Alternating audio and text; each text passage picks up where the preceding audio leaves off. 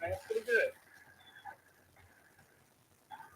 So he could have kept that up the first 3 or 4 weeks of the year, but he was suspended. I mean, we might be talking about the Saints in the playoff hunt. But once again, he is suspended. And that's it. You know. I would say the biggest impact player for New Orleans was wide receiver Chris Olave. The biggest reason I picked the Rams is I noticed the depth charts. Michael Thomas and Marshawn Lattimore were still on injured reserve. They were expected to come off of injured reserve out from weeks 12 to 15. They were both eligible to be taken off injured reserve. But I think the Saints' thought process is, let's give those guys another week of rest and then activate them right before the Buccaneers game because they have to win that game if they want to win the division. I think that was New Orleans' thought process heading into this game, knowing that if they beat the Buccaneers, they get the home game against the Falcons in Week 18 with those guys back, and that's a game they could very realistically win to win the division. So, that's also a questionable thought process because if they get more wins than the Buccaneers, then they win the division straight out. And, you know, and right now, the division winner looks like they might be the only ones in the playoffs. So, I mean, why are you going to take the chance of having to get questionable? I mean, I guess it is because if there's a tie, now you don't hold cards. Yeah, and for all of our listeners listening on Anchor and YouTube, I want to thank you guys. 900 views last week on the MLS draft, 2,500 on the YouTube channel for the live stream since MLS moved their draft coverage to Apple Plus. And the other cool thing about the computer that I use for live streaming, I was able to watch the Super Draft on the computer, have it on mute, or at the point where you could barely hear the commentary, and then actually watch the Super Draft and live stream at the same time. So that was pretty cool. And it was a success. There were no technical issues on restreams. And so we're 1-0 on the year with the 5 drafts. So that's the thing I'm looking at when it comes to the draft. But Joey and I were talking about the Rams Saints. I thought Chris Olave had the biggest impact in the passing game. The Rams defense did do an amazing job. Not only did they shut down Kamara, they were consistently sacking Derek Carr. And, you know, the Rams, Stafford played lights out. Kyron Williams played lights out. So, I mean, right now, it just looks like the Saints, they're in win now mode. But at the same time, the Saints pretty much, the New Orleans Saints, they lost that game. They blew it. And they blew an opportunity to win. And I just don't think their defense is the same without Marshawn Lattimore. I don't think the defense is the same, Joey. I mean, that's the biggest reason I picked the Rams. I knew with Michael Thomas out, they just, even if Olave came back without Thomas, they're just not as lethal in the passing game. And that ultimately ended up being the difference in this contest. That and just sound defensive play calling by the Rams. Yeah, and, you know, we've seen it across the NFL this year that these teams, when their number one corner goes down, they have to switch their entire coverage. You know, especially the man teams that play a lot of man, they have to switch their entire coverage scheme because that number one guy is normally taking the number one receiver, and they have to play more zone. I like Paulson Adebo and Alontae Taylor. They're both good corners. We're not knocking them. It's just when they have Lattimore, that passing game is just so much harder to stop. And both of those corners have stepped up and had good years to the point where they're getting Pro Bowl consideration over Lattimore, as they should. But, like, when all 3 of those corners are in that lineup, that is just that's a much tougher team to score on defensively. Indeed. Agree 100%. And on that note, the cornerback rankings have loaded. Got 25 corners in this draft. Last year we had 30 corners. Do I think there's a corner with an A-plus grade, like A-plus man zone and press, like Sauce Gardner, Derek Stingley, or even Devin Witherspoon, who had an A- or higher in every grading category, whether it's tackling, hard hitting, coverage, and man zone or press speed. Witherspoon was another one of those corners that checked all of those boxes. So, like, is there that guy in this draft? No. There could be 3 of those guys in 2025 with Will Johnson, Michigan, Benjamin Morrison, Notre Dame, and Travis Hunter out of Colorado. But there is not that guy in the 2024 draft. It's interesting. I have Kool-Aid McKinstry as my number 1 corner, but I definitely think there could be an argument for there could definitely be an argument for Nate Wiggins, who's my number 2 corner. There's definitely an argument for Denzel Burke, the Ohio State corner. Great speed, great game film, great trade. Definitely think there's an argument for Terry and Arnold, the Alabama corner, as well. And I think you can make an argument for Kalen King. I think you can make an argument for all 5 of those corners in round 1. I do have Cooper DeJean in round 2, but there's a lot of people that have the 20-year-old DeJean in round 1. Iowa got beat 31-0 by Penn State in Happy Valley. I think he's closer to round 2 range, but I think he's early round 2 with Cooper DeJean. But looking at the 5 corners I mentioned, the 2 Alabama corners, Kool-Aid McKinstry, Terry and Arnold, Denzel Burke, Nate Wiggins, Kalen King, who is the top corner here? Because I know just in Dane Brugler's last mock draft, he did move Terry and Arnold ahead of Kool-Aid McKinstry. And Kool-Aid McKinstry struggled against Texas. I haven't gotten around to watching the film of him against LSU yet. I will do that at some point because I've been doing a lot of stuff for the site, like setting up the code for the regular season and just getting that ready to go. I do have the point spreads for all the Week 17 games up, and I ended up taking a shower before I had time to start the kicker rankings, the top 5 kickers in the draft. But looking at the cornerback class, I'm looking at Kool-Aid McKinstry probably as the number 1 corner. I mean, Terry and Arnold's gained traction as of late, but I don't think he's been as consistent as Kool-Aid. And Kool-Aid was not spectacular against Texas. He looked like he was suspect I think he's good in man, but not as good as Patrick Surtain in man. I think he's a little bit suspect in zone, and his press is good, but it's not great either. There's not that A-plus corner in this year's draft that checks off all 3 boxes. There's an A-plus corner in 1 or 2 categories like man, A-plus in zone, A-plus in press, but there's not a corner that's an A-plus or A in all 3 categories. You're going to get a corner that's a B in zone or a B in press if it's an A in man this year. That's just what you're going to get, Joey. And I think the draft fan has to temper their expectations a little bit because we had 2 drafts where we had a corner with an A-minus or A-plus in man, zone, or press with Stingley, Gardner, and Witherspoon, and you're just not getting that in 2024. You could get that in 2025, but we're not here to discuss that class. We're here to discuss the 2024 class. I do like Nate Wiggins, but Clemson being 4-4, I don't know if he's the first corner off the board. Kalen King got ejected against Ohio State.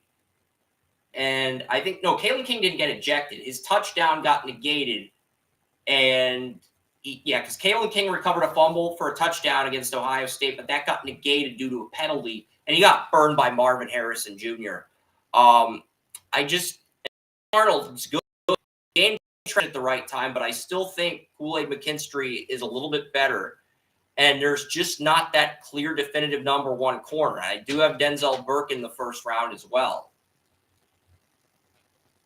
Well, here's the thing. He has some decent corners in this draft. It's probably a little bit deeper than it is star-studded. I'm not huge on Kool-Aid. I mean, I've got Kool-Aid in my pocket, but it ain't this Kool-Aid that we're talking about. I'm not big on him. I'm okay on some of the other guys. I think right now I don't have anybody as a top 10 prospect. No, neither do I, Joey. Neither do I. I think Denzel Burke Yeah. I have to go back to Denzel Burke because he's somebody who gets down, he plays with good fundamentals. He knows how to play the game. He's not going to make a ton of mistakes.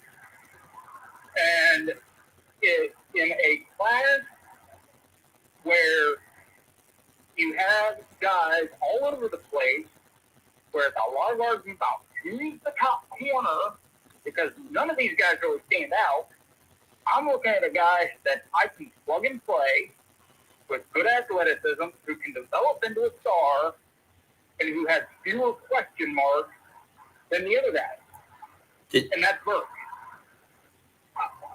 So I think Nate Wiggins has the best floor.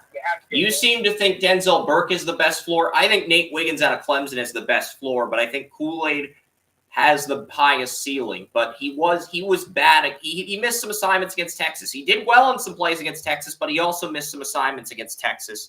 And while Terry Arnold's gained some traction, I know Alabama beat Georgia. I don't think it's enough traction for him to move ahead of Kool-Aid McKinstry. Now, if Alabama plays like they did against Georgia versus Michigan, now that's a different conversation. And we can revisit that conversation in a few weeks. But right now, I have Kool-Aid at number 1, but there's not that top 10 corner. I think Kool-Aid probably has the highest ceiling, but again, that doesn't say a lot.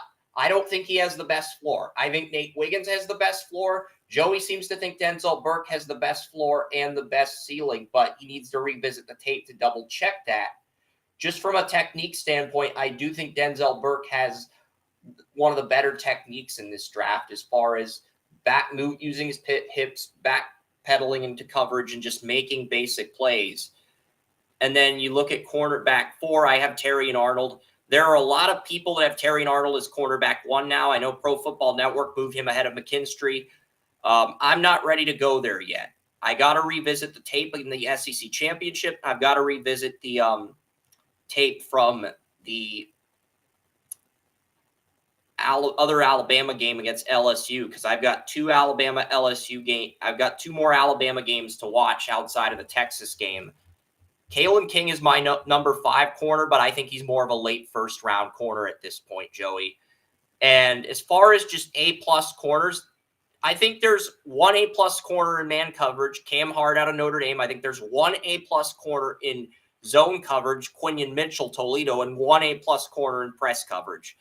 And even though those guys are A-plus corners in those categories, you could argue they're B corners in the other 2 categories, man, zone, and press.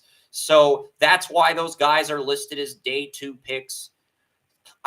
Few of those guys are listed as day 3 picks, and I think that's crazy, but that's just how this draft cycle is right now.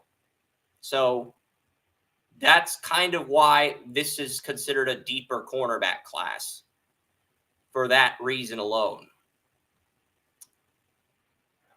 Yeah, I think in this class, we're going to have a lot of guys that are really good in the slot. A couple guys that are pretty good on the outside. But overall, I don't think we're going to have that one guy. Honestly, I will not be surprised if this cornerback class ends up like the 2023 receiver draft, where the first corner comes off the board at 20, and then we see a run on corners in the back end of round 1, like we did with the receivers last year with Jackson Smith-Njigba at 20, and then you had Quinn Johnson go to the Chargers, Zay Flowers, the Ravens, Jordan Addison, the Vikings. I would not be surprised if we got a run like that in 2024, Joey, at the cornerback position. That's kind of how I see this cornerback class. I think the first corner will probably come off the board in the back end of round 1, unless the Chargers pick a corner very early in the draft. I just think that's how it will end up turning out. I've got 4 corners with second-round grades. My top corner in round 2 is Cooper DeJean. Cooper DeJean's only 20 years old. And I see a second to third round prospect more than a first round prospect. And I know Cooper DeJean's a first round prospect, but the reality is because Cooper DeJean's 20 years old, he's one of the youngest corners in the draft. That longevity is going to make him a first to second round pick. So if he's not in my top 5 corners, Cooper DeJean's probably the first corner off the board in round 2 if he makes it that far. I like Quinion Mitchell more than Cooper DeJean, but the reality is Cooper DeJean's longevity, the fact that he's 20, the fact that we're probably going to get some of these people like Dane Brugler and Daniel Jeremiah hyping up DeJean during the combine, even after a season-ending injury, that's going to put him in that first to second round territory. And ultimately, how healthy he is leading up to the pre-draft process could ultimately end up determining whether DeJean's a day 1 or day 2 pick. I do think DeJean has the talent to sneak into day 1 if he recovers from his injury before the draft. But right now, I have Cooper DeJean as my number 6 corner and my first corner outside the first round. Well, I've watched Cooper DeJean, and the thing is, he has the talent to be a first-round pick. The problem with Cooper DeJean is, and I think this is because of his age, like you mentioned, he is inconsistent. I have seen him make great plays on the ball. I've seen him do a lot of great things. I've seen him give up some plays that you're sitting there like, didn't he just make a huge play? Then he made a huge play. Then he gave up a huge play. He got lost. That comes with age, experience.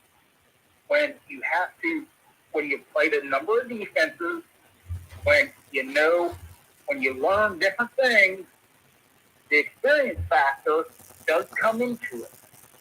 And especially at college, when it's not complex. College defenses are not complex. They're not incredibly difficult, especially at corner. Okay? So when you get those 2-3 years experience, 4 years experience, that's why these guys go so high. Because raw ability only takes so far. You need that experience so you're not making... And Cooper DeJean had better 2022 tape than 2023 tape. And in 2022, he was the number 2 corner next to Riley Moss, who was, I believe, the Broncos' 6th round pick, but he had a 3rd round grade, but he fell to this, or did he go in the 3rd round? I had a 5th or 6th round grade on Riley Moss, but Riley Moss was the number 1 corner at Iowa. Yeah, he was drafted in the 3rd round by the Broncos. So, yeah. So Riley Moss, the reason Cooper DeJean was targeted so frequently in 2022 is because Riley Moss was the number 1 corner on Iowa. And a lot of Iowa fans are like, Cooper DeJean's better than Riley Moss. No, he was targeted more. Riley Moss had a great 2021 season, and after he asserted himself as the number 1 corner, teams targeted away from him, and that created opportunities for Cooper DeJean. Now those opportunities for Cooper DeJean aren't there as much because teams are now targeting away from him. So that's the big thing I'm looking at. Now, the next corner on this list is Quinion Mitchell. I have an A+ in zone coverage on Quinion Mitchell. I'd like to see him press a little bit more, play a little bit more man. I do think he's one of the more consistent corners. I think I ended up giving him an A in man, an A+ in zone, and a B+ or an A- in press. But here's the thing.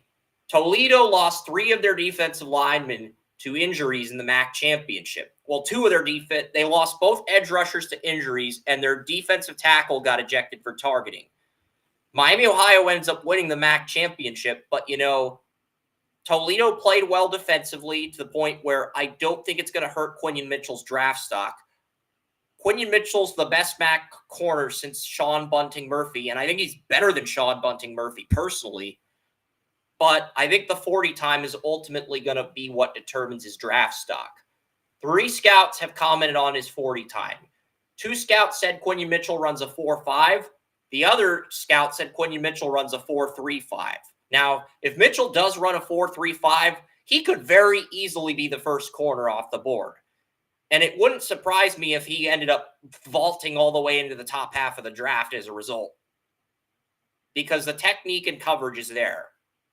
So he's had multiple seasons with double-digit deflections. So if Quinion Mitchell does run a 4.35, he's expected to run a 4.5. This is according to 3 different NFL scouts. 2 of those 3 NFL scouts think he's going to run a 4.5. The other thinks he's going to run a 4.35. And if he runs a 4.35, I think you can make an argument for Quinion Mitchell as the number 1 corner in the entire draft. I really do think you can make that argument, Joey. Well, here's my thought on that. If you scout, say 4.5, once there's a 4.35, that puts you at the thought of it's probably somewhere in the middle. I don't watching his tape. He doesn't run slow. He gains speed. He's quick. He's fast. So that says he's not going to run as slow as a 4.5. But at the same time, if those scouts are saying 4.5 on that tells you that 4.35 is going to be closer. So I'm thinking between a 4.4 and 4 and 4.5 is where I'm looking on that scale, because somewhere along the line, it's probably going to meet somewhere in the middle. Yeah, so the median for 4.35 and 4.50, that's 15. So you add 8 seconds to the 4.35, that averages out to either 4.43 or 4.44, depending on who you ask. So if you take the median of those 40 times, now if you take 4.5, 4.5, 4.35, divide that by 3. I don't know. Do I have a calculator on my computer? No, I'm not going to do the math. We got a lot of corners to cover. Kamari Lassiter is also. You're getting way above where you need it. Kamari Lassiter is the next corner on the list, the Georgia corner. I do have him in the 2nd round. I mean, he's been very good all year, very consistent. I think Georgia's best player is their safety, who's a 1st rounder in 2025. But I do have Kamari Lassiter in my 2nd round. I think he's one of the better corners. And he's good. Like, he's Georgia's ace corner. Kamari Lassiter should be a day 2 pick.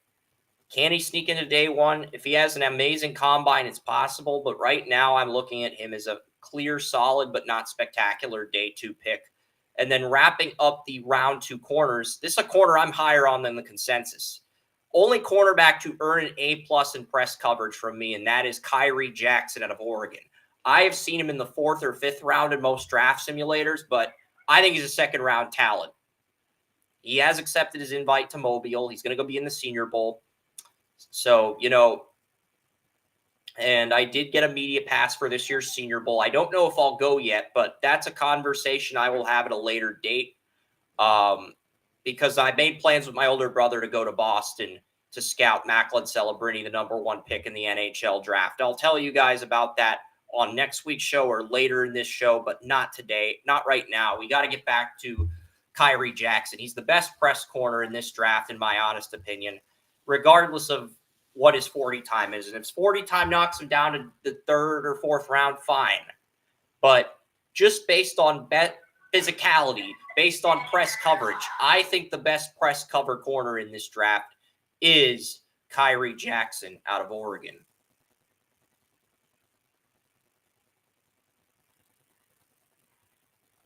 So, I was looking at the Oregon, I've watched a couple Oregon games last week, and my thought on him is a little mixed. I'm not a huge fan of him, but I don't think he's really terrible either. So, when you're looking at that situation, not good, not bad, I think, but I do think he has potential to go in round 3, depending on his workout. I've got an A+ on Kyrie Jackson press coverage, but he does need to improve his man and zone, and we don't know what the speed is. We don't know what the 40 time is. We don't know how fast he is in terms of overall game speed. So that's the other question mark. It's not a weakness, it's a question mark. And those boxes are going to get checked in throughout the draft process. So that's why And I've got a late second on Kyrie Jackson. I do not have him going in the early second. I have him in the 60 to 64 range for round 2, which is a little bit high, but it's fair draft range. Yeah, so we're kind of on the same page then about, his overall range. Yep, and then the top third-round corner will appear whenever this list loads. But looking at the first 2 rounds, there's 9. I think there are 9 corners talented enough to go in the first 2 rounds of this draft. And I think outside of edge rusher, the position we're going to see teams outside of edge rusher and defensive tackle, the position I think we're going to see most teams reach at in this draft is the cornerback position. I think that's the position we will see teams reach at the most. And my top third-round corner is Missouri's Chris Abrams-Draine, the Missouri cornerback. I think he is a really good nickel corner. He did well against Georgia despite Georgia losing. And, I'm looking at him and I'm thinking, okay, worst case scenario, he's a day 1 starter at nickel corner. And best case scenario, he continues to improve. And maybe he's a number 1 corner in the NFL down the road on the right team with the right patience. So I do like Abrams-Draine, the Missouri corner. Him and Enoch Rakestraw, the other Missouri corner I'll get to later, both came back. Were both good enough to declare last year, but they both came back. I think Chris Abrams-Draine out of Missouri is a top 100 player. Is he a top 70 player? No. Is he a top 75 player? Maybe. Is he a top 80 player? Absolutely. So I'm looking at Chris Abrams-Draine, and I've got him going. He's my number 1 corner in the 3rd round of the draft. And I think that is a fair projection this early in the process when there's still some boxes to go. I would love to see what Chris Abrams-Draine could do against Marvin Harrison Jr., but I think both players are going to skip the bowl game, the Missouri-Ohio State bowl game, to prepare for the draft. So that's why I don't think we'll see either player in that bowl game, because it's not a playoff game, and that's just how it is now. That is the norm. When McCaffrey skipped his bowl game, it was unheard of. Now it's become more common to see athletes skip in Pro Bowl, skip their bowl games. Josh Allen played in his bowl game. Sam Darnold played in his bowl game. We really didn't see quarterbacks skipping their bowl games until a few years ago, I'd say. But mostly Abrams-Draine and is my top 3rd round corner. My number 2 3rd round corner is Max Melton. Max Melton actually did well against Ohio State. He did better against Marvin Harrison Jr. than Will Johnson did before he left that game with an injury. Not as durable as Will Johnson, not a blue chip corner potential-wise like Johnson, but, he actually played the best game against Marvin Harrison Jr. of any of the Big Ten corners, but he did leave that game with an injury. And once he left that game injured, Ohio State just went off on Rutgers. But I do have Max Melton in the 3rd round. He's a preseason 1st-round pick for me. I do think there's potential with Max Melton. But looking at these 2 3rd-round corners, what do you see in Chris Abrams-Draine, and what do you see with Max Melton?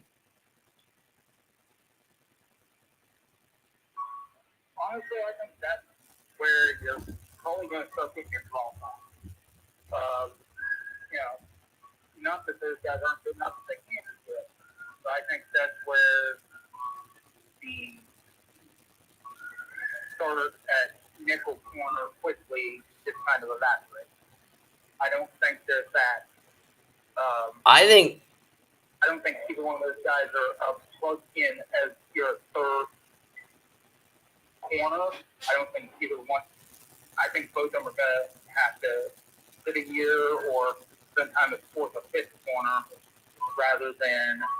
I think the top 5 corners can be number 1 corners, but they're not going to be blue chip guys. That's the thing. That's the expectation you've got to have. And the round 2 guys can be number 2 corners. The round 2 corners can develop into number 2 corners, but they might start out as nickels. And then Abrams-Draine might be a nickel corner at best. Max Melton might be a nickel corner at best. Kalen Carson, Wake Forest corner, is next on this list. He played well against Keon Coleman. he is one of the few corners in the country outside of Nate Wiggins that actually held his own against Keon Coleman. So I am higher on Kalen Carson than most. He is a consensus third-round pick. I do believe he will get picked in the third round. So Kalen Carson out of Wake Forest, he's a guy who can move up into the second or even the late first with a strong combine. So I do like Kalen Carson, the Wake Forest corner. And I know you're a little bit unfamiliar with these guys. And Abrams, Drain, and Melton are effective in coverage. But when Joey says there's a drop-off at corner, he's looking at, is this corner going to be a star? Most likely not. Can this corner still be an impact player? Yes, but you need to see it more impact plays on a more consistent basis. But you're looking at impact players more so than stars when you get to the third round. Yeah, I'm looking when you get to the third round. So I was looking at this cornerback class, kind of like I think was like the cornerback class 3 years ago, where you had guys that could be starters, and they were good starters, and yet you have good starters from that class, but where are the stars from it? Where are the people that develop into this high-end number one corner? I'm still looking. And I'm looking at it more from that standpoint because that cornerback class and this cornerback class have so many similarities. And I find myself thinking back to, like, didn't we say 2021 was not a deep cornerback class. I don't think 2021 was 2021 was top-heavy, but there was a lot of uncertainty. I mean, you had Eric Stokes and Greg Newsom go in the first round. Yeah. But there wasn't that corner that checked off a lot of boxes. And I thought the most consistent corner on tape was Caleb Farley of Virginia Tech. But he had medicals leading up to the draft. So yeah, and that's kind of what I'm hearing say is pretty much the same thing about this class as we heard about that class. It may be a deeper class this year, but I'm hearing the same verb. I like J.C. Horn in man and zone, but I did not like him in press. And Jeff Kavanaugh, one of the guys who works at a Dallas radio station that watches film with Lombardi's like, you don't know what you're talking about. You're overthinking this. And it looks like I was correct in my evaluation because J.C. Horn is effective in man and zone, but he hasn't been dominant in press in any of his 3 years in Carolina. And the injuries have piled up with him, even though that wasn't an issue at South Carolina. So yeah, it just seems like it was a good class. We're seeing good play from these guys, but we're not seeing it. Basically, you have to get a corner who's an A- or better in man, zone, press, tackling, hard hitting, and speed. Not just the 40 time, but actual game speed. And if you want a star corner, it's very hard to get that. From a projection standpoint, it's very hard to check every one of those boxes if you're a corner. So, and this class just doesn't have that. Next year's class may have that. With Will Johnson, Michigan, Benjamin Morris, Notre Dame, Travis Hunter, Colorado. Next year, we may see 3 corners that check those boxes. This year, we don't see any. But it is a deep group.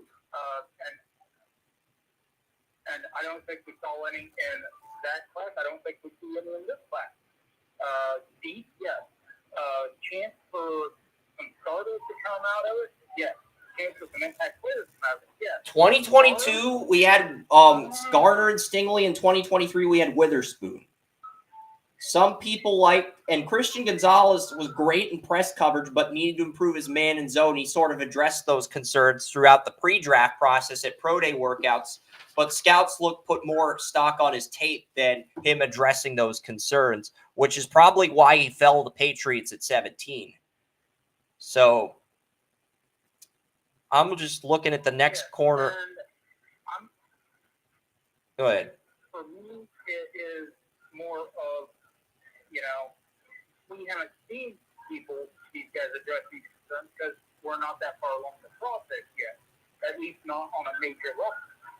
So by this time in 2 months, you and I may have a completely different thought process on this, depending on who alleviates those concerns and who allows those concerns to stay. So, I mean, that's my thought there. Yeah. And I look at round 3. I still think there are some guys who are good enough to be day one starters at nickel. Abrams, Drain, Max Melton, Kalen Carson. But anything higher than that, they may struggle early on. Javon Bullard, Georgia corner, is my next third-round corner. I have a third-round grade on Javon Bullard. And then you've got Cam Hart, Notre Dame corner. I'll tell you about him, but Cam Hart really impressed me against Ohio State. I gave him an A+ in man coverage. His zone and press does need a little bit of refining, but it's not a deal breaker at this point. I know there's some mocks at draft simulators that have Cam Hart in the 7th round. He is one of the few corners that kept him and Benjamin Morrison both kept Marvin Harrison Jr. to like under 50 yards. I think that was the only team. Notre Dame may have been the only team that kept Marvin Harrison Jr. to under 50 yards all year. So, so I like Cam Hart. He won one-on-ones against both Egbuka and Harrison Jr. I am higher on Cam Hart than the consensus, as crazy as that sounds. I do like him. He's my 14th best corner, and I have a third-round grade on him. And then I have Mike Sainz-Ristel in my late 3rd round. West believes he's good enough to go in the 1st round, but it's just such a deep cornerback class that unless he has the best 40 time like DJ Turner, the Michigan corner at last year's combine, he's probably not going to get picked that early. I mean, and even if he does, he'd probably be a late 1st rounder. He wouldn't be a top 10, top 15 pick. I think he would have to dominate the combine and the interview process like Mozzie Smith did just to get picked in day one, just because of how deep this cornerback class is. And that's not to say that he can't pull it off.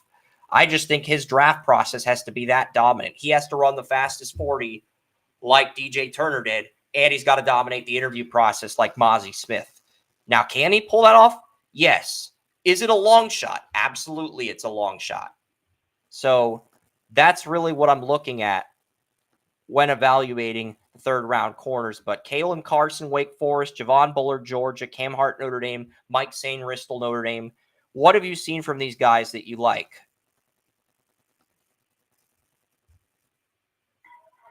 Well, I think they got some potential, and I like their potential. I think the potential of the 10 through 14 guys is probably better than your 7 through 10, 7 through 9 guys, 6 through 9 guys, whatever that number was. It was 6 through 9 for the round 2 corners, I messed up the number. And then I had 10 through 15 for the third-round corners. I'm sure I messed up the numbers that you had there somewhere. Yeah, but that's not the point. I think the last 3 guys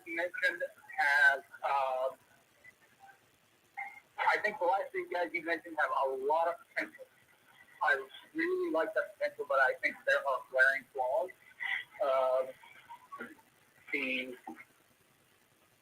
Because I think all of them had really good games at some point.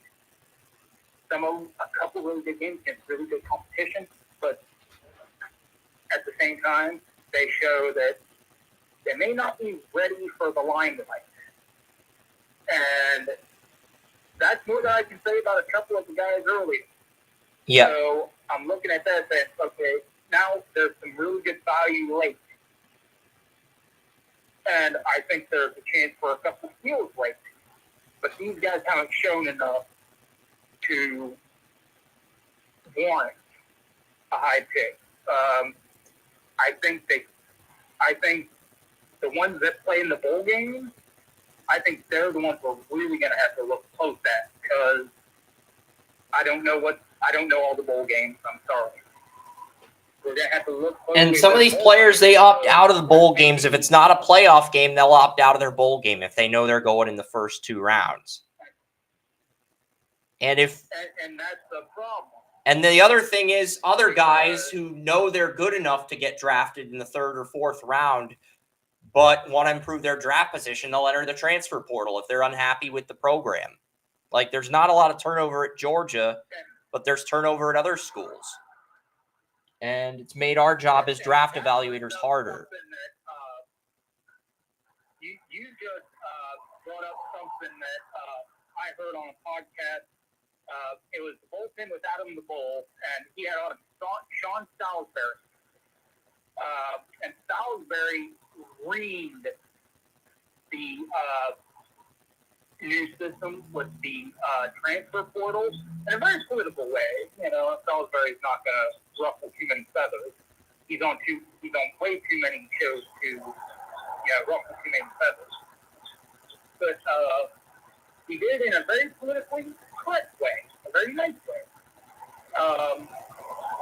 But he pretty much reamed the system, saying, yeah, the NCAA screwed up for so many years when they could have solved this because they were, and he actually used the term greedy, too greedy to fix it. So now they've gone so far in the other way, now they've screwed up going over that way. So they're just screwing up left and right. And it's making everybody's job, from ours to the coaches to the school's job, so much harder because people are chasing the money.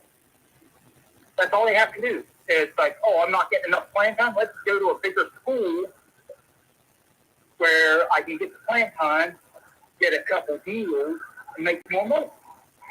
When if they just would have paid even 5 years ago, start paying these kids a couple $1,000s a month for their name and likeness, they wouldn't have this problem.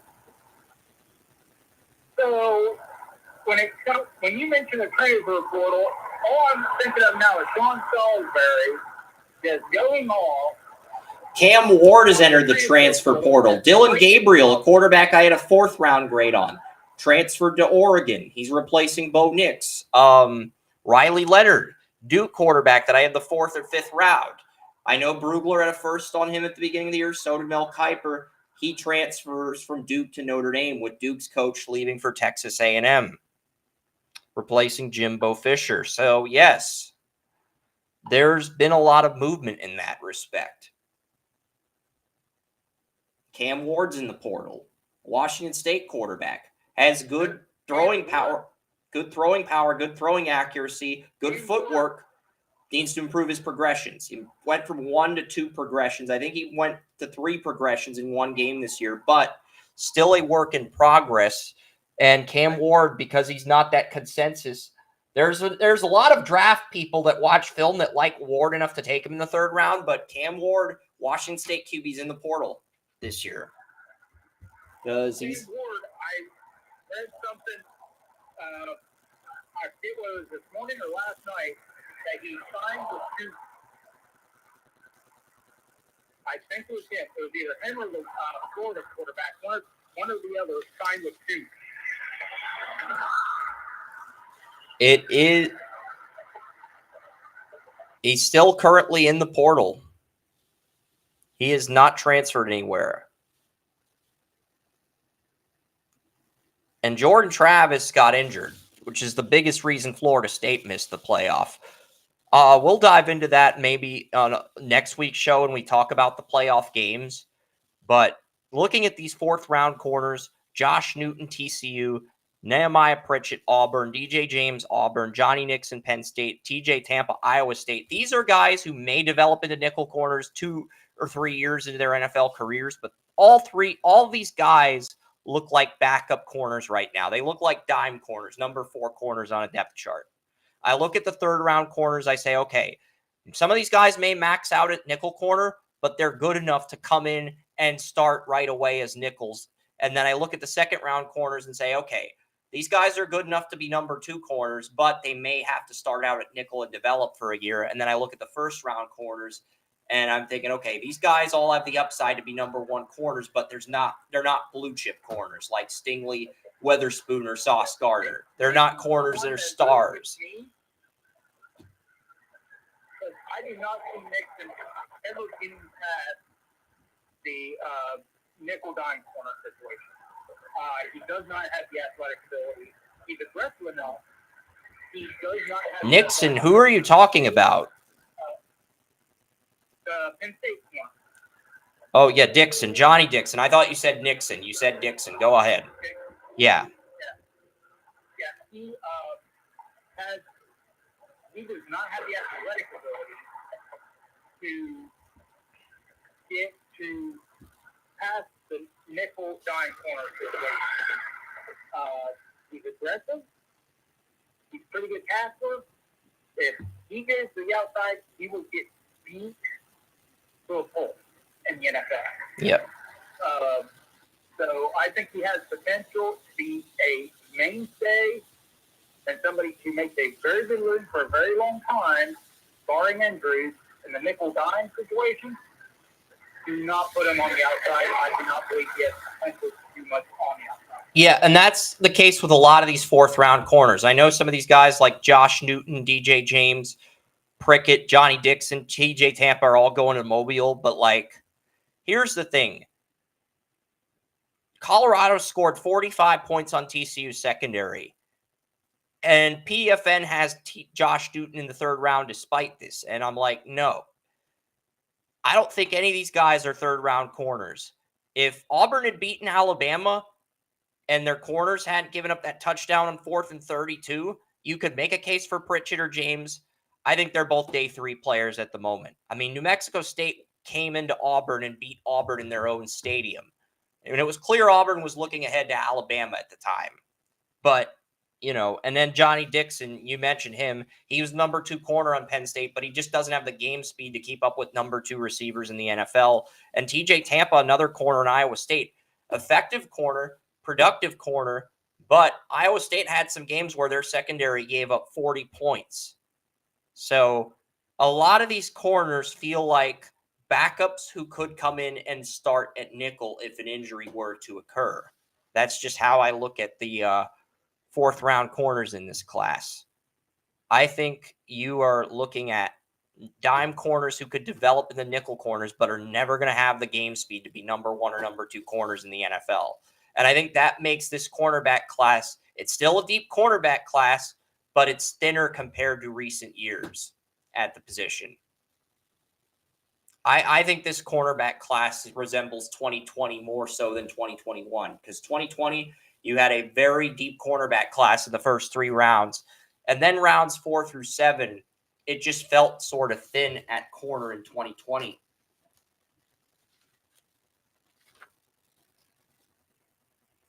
Yeah, Troy Pride was the first day 3 corner in round 4. Reggie Robinson was the second corner drafted in round 4. Josiah Scott was the third corner drafted in round 4 by the Jaguars. And then John Reed, Penn State corner, was drafted by the Texans. I think Amik Robertson's probably the best day 3 corner from the 2020 draft. And he's a guy who's effective, but I'm not sure he warrants an extension. He'll get paid by someone else if the Raiders don't pay him. But he's a guy that I look at as, okay, if we can't get a number 3 corner in the draft, he can be our stopgap for a year or 2. That's kind of how I view Amik Robertson right now. And that's really the only corner that's done well enough among the day 3 picks. Bryce Hall, I did like Bryce Hall his first year in the league. And then his second year, he looked like he was showing a lot of promise, but then he lost a starting job, was no longer a starting corner on the Jets. So, and then you look at the rest of the corners in this draft, it's a very unspectacular draft in terms of the 2020 NFL draft at corner. I do want to quickly pull up some information on the 2020 draft at corner because I just look at the 2020 cornerback class. This draft reminds me a lot of 2020 at corner. You compared except it's got more star power. It's got the star power of 2021 at the top of the draft, but it reminds me of the 2020 draft in terms of the depth of the position. Because I think there's talent in round 2 and round 3. But if a few of those day 2 guys fall to day 3, then you could be looking at some steals at corner on day 3, like Cam Hart, Kyrie Jackson, guys who were third-round picks on the simulator. Isaiah Rodgers was the biggest steal of the 2020 draft at corner. He was drafted by the Colts in the 6th round. was 5th in Pro Football Focus last year, but he got suspended for gambling, which probably kept him from getting a contract extension when you think about it, because Geno Stone was drafted in the 6th round of this draft. So there were some guys in day 3 that were good. But, like, outside of Isaiah Rodgers and Amik Robertson, is there that guy at corner that you are willing to put your faith in as the guy? Outside of those 2 corners in the 2020 draft, is there a guy that would warrant a contract at this point? Harrison Hand, Kindle Vildor? Probably not. Probably not. That's kind of how I view day 3 of this class, Joey. I mean, I'm rooting for these guys to prove me wrong, but that's kind of how I view this draft class after we get to day 3. I think it's a weaker day 3 than previous years at the cornerback position. Yeah, because I think I think what we can agree on is that this draft may be a mix of 2020 and 2021. Yeah. It's just. I think it's 2020 in round 2021 in round 1, and then 2020 from rounds 2 through 7. That's kind of how I see this class. It is a weird class, but it kind of gives you all the elements of the 2020 and 2021, and kind of how we were trying to hype it up and how disappointing it ended up being, between the two, because you look at, and I think that's why I'm kind of underwhelmed. I didn't hype this class up. I mean, the only player we hyped up on this cornerback list in our early mock drafts in May was Kool-Aid McKinstry. But we didn't see Nate Wiggins. Then we saw the tape.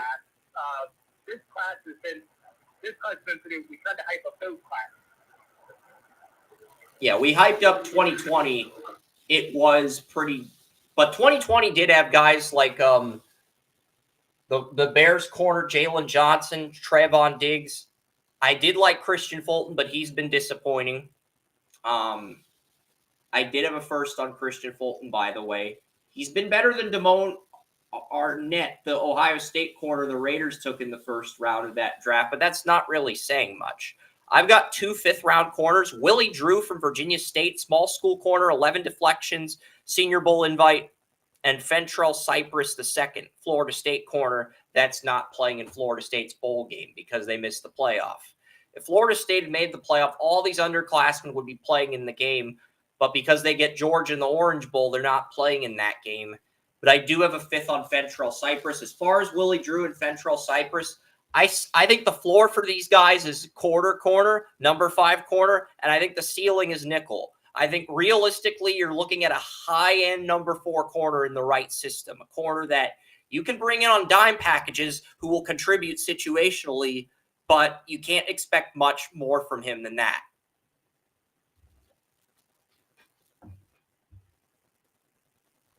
I agree. It's just not the cornerback. And cornerback in this year's draft is just not exciting. I see it as. And you could have as many as 3 corners that check off every box in 2025 with Will Johnson, Michigan, Benjamin Morrison, Notre Dame, and Travis Hunter, Colorado. And that's not a knock on this year's class. I think that's more of a testament to how deep the next draft class is at the cornerback position. There are some guys I like. I like Cam Hart. I like Kyrie Jackson. I like Quinion Mitchell. I love Cam Hart in man coverage. I love Mitchell in zone. I love Kyrie Jackson in press. But they are projects in the other aspects of their game. Even though I love those parts of their game, they are projects in the other areas of their game. So that's the thing with this cornerback class. Number 20. It's like they'll have to go to the defense that suits them in order to be effective, and I think that holds true to the majority of this cornerback class. Yes. You just don't have that complete corner. Yeah. Next year you could have 3 of them, and I wouldn't be surprised if if we saw 2 corners go 1 and 2, because the quarterbacks in 2025 2024 looked like it could be the deepest QB class since 2012, but with quarterbacks entering the portal, it's going to raise the QB value in 2025 if certain guys stand out. But 6th round corners, I've got Elijah Jones and I've got Ennis Rakestraw Jr. out of Missouri. I mean, these guys, maybe they make an NFL roster. I mean, I think you're looking at a number 6 corner on special teams with being the floor and the ceiling being a dime corner. And you're looking at a quarter corner that you can use in prevent defense and that you can stash for depth and develop, but really not much else. And then my final corner that made round 7 is MJ Devonshire, cornerback Pittsburgh. So that is my list. And what are your thoughts on that list, Joey? We're at 55 minutes on Anchor. As soon as you give me your final thoughts on the list, I will talk about Caleb Porter and the MLS draft in the next hour on Anchor. My thoughts on it is like when you start out the list where, hey, there's no corners in the top 10 and any one of the top 5 can be the number 1, that's when you start to question some things. Because it's just not fair. It's just not there. When your bottom 3 in the top 14 have more potential than the 3 or 4 beforehand, come on. It's like, I don't think Sainstrel has as much potential as Melton, Abram, Drains, or Jackson. But if you disagree, that's fine. But yeah, that's just, this class is all over the place. It is. It's like, how much of a difference is there between the number 1 guy, if there is a number 1 guy, and the number 7 guy? There really isn't. So it makes me wonder, is this class, is that corner actually just a top 20 prospect closer to the bottom of the first round? Because last year we saw the corners come off the board early in that top 20, along with the offensive tackles and the skill positions. This year, I think we'll see the receivers come off the board early in that top half of the draft. And then once the QB run, offensive tackle run, receiver run, edge rusher run takes effect, and Jerzon Newton comes off the board, once all those guys come off the board, then maybe we see the number 1 corner get picked. Yeah, it is just such an underwhelming class. It's like, I just want to see at least one of these guys take the reins and say, this is my class, and I'm going to go in the top 10. Because with Marvin Harrison Jr., with Emeka Egbuka playing well against Notre Dame, with Malik Neighbors dominating most of the year, with Xavier Worthy, Keon Coleman, Troy Franklin, with all these receivers dominating, I think you can make an argument for taking 5 to 7 receivers in the top half of the draft over taking any of these corners in the top half. I honestly think you can make that argument, Joey. Call me crazy, but that's just how I feel about this cornerback class. So do I. One of the things, when I was doing mock drafts, it was like, okay, what do I want to take? Usually I'm looking at corner. And this time I'm like, okay, if I'm the Browns, I'm looking at 5 or 6 receivers in the top half of round 2. Or I guess now the bottom half. But, thing is, I'm looking at receivers while I used to look at corners. I shouldn't be doing that. But these guys have played so well. They're so dominant. They've done so many great things. So for me, it's like, and then I look at the corners. These guys are barely on my radar for the most part. Yeah. It's a really lackluster class. And the receivers are basically where the corners usually are. So, Are there 15 corners that could develop into NFL starters? Yes. But out of 25 corners, all those 15 corners are projected to go in the first 3 rounds, with day 3 mainly consisting of backups, unless one of these guys that got as a 4th round grade wows us at the Senior Bowl, makes a believer out of us in Mobile, which could happen. But even if it does, is it really going to alter their draft stock a lot? I don't know. We'll see. Somebody's going to have to make us a believer somewhere along the line when it comes to the process. because you notice you can maybe say, that's the guy. Yep. No, there is no guy. It's a collection of guys. And they're not great guys. They're just guys. That'll do it for I don't want this class to be just full of jugs. It's a term that I've heard used several times, just a guy. And look, Joey, I only have 3 blue chip players on defense this year. Jared Verse, Florida State, Latu Latu, UCLA, and Jerzon Newton, Illinois. I do not have a linebacker in the blue chip territory. I don't think Dallas Turner's a blue chip guy. He missed Dallas Turner struggled against the run against Texas. And I don't think any of the outside linebackers are blue chip talents. Barrett Carter's going back. I do like Jeremiah Trotter Jr. I do think he has the upside to be a Pro Bowl middle linebacker, but I don't think he's a blue chip middle linebacker in that Luke Kuechly tier or that Ray Lewis tier. I don't think he's in that tier of linebackers. I do think he's a Pro Bowl linebacker, but I don't see him as a blue chip linebacker as far as upside goes, as far as where his frame and projection fills out. So I do like Trotter Jr., but he would be my 4th best defensive player right now. And then it's the number 5 spot is a competition between the corners and our number 1 safety, which I'll reveal on next week's podcast. Yeah, Chris, I think I said Jugs. I meant Jag. Just the guy, Jags. Yeah. But I think we're... that was my bad.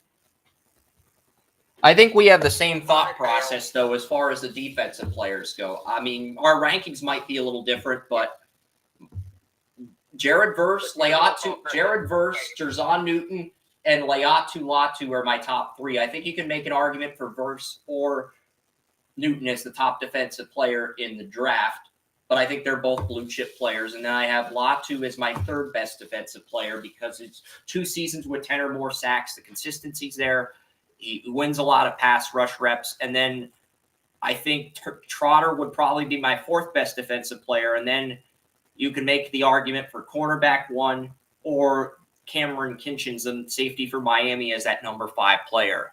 I think it's wide open for that number 5 spot, Joey. And as a scout, that's not a good thing. If you need defensive help and it's wide open for that number 5 clear-cut 5th best defensive player, that's not a good sign.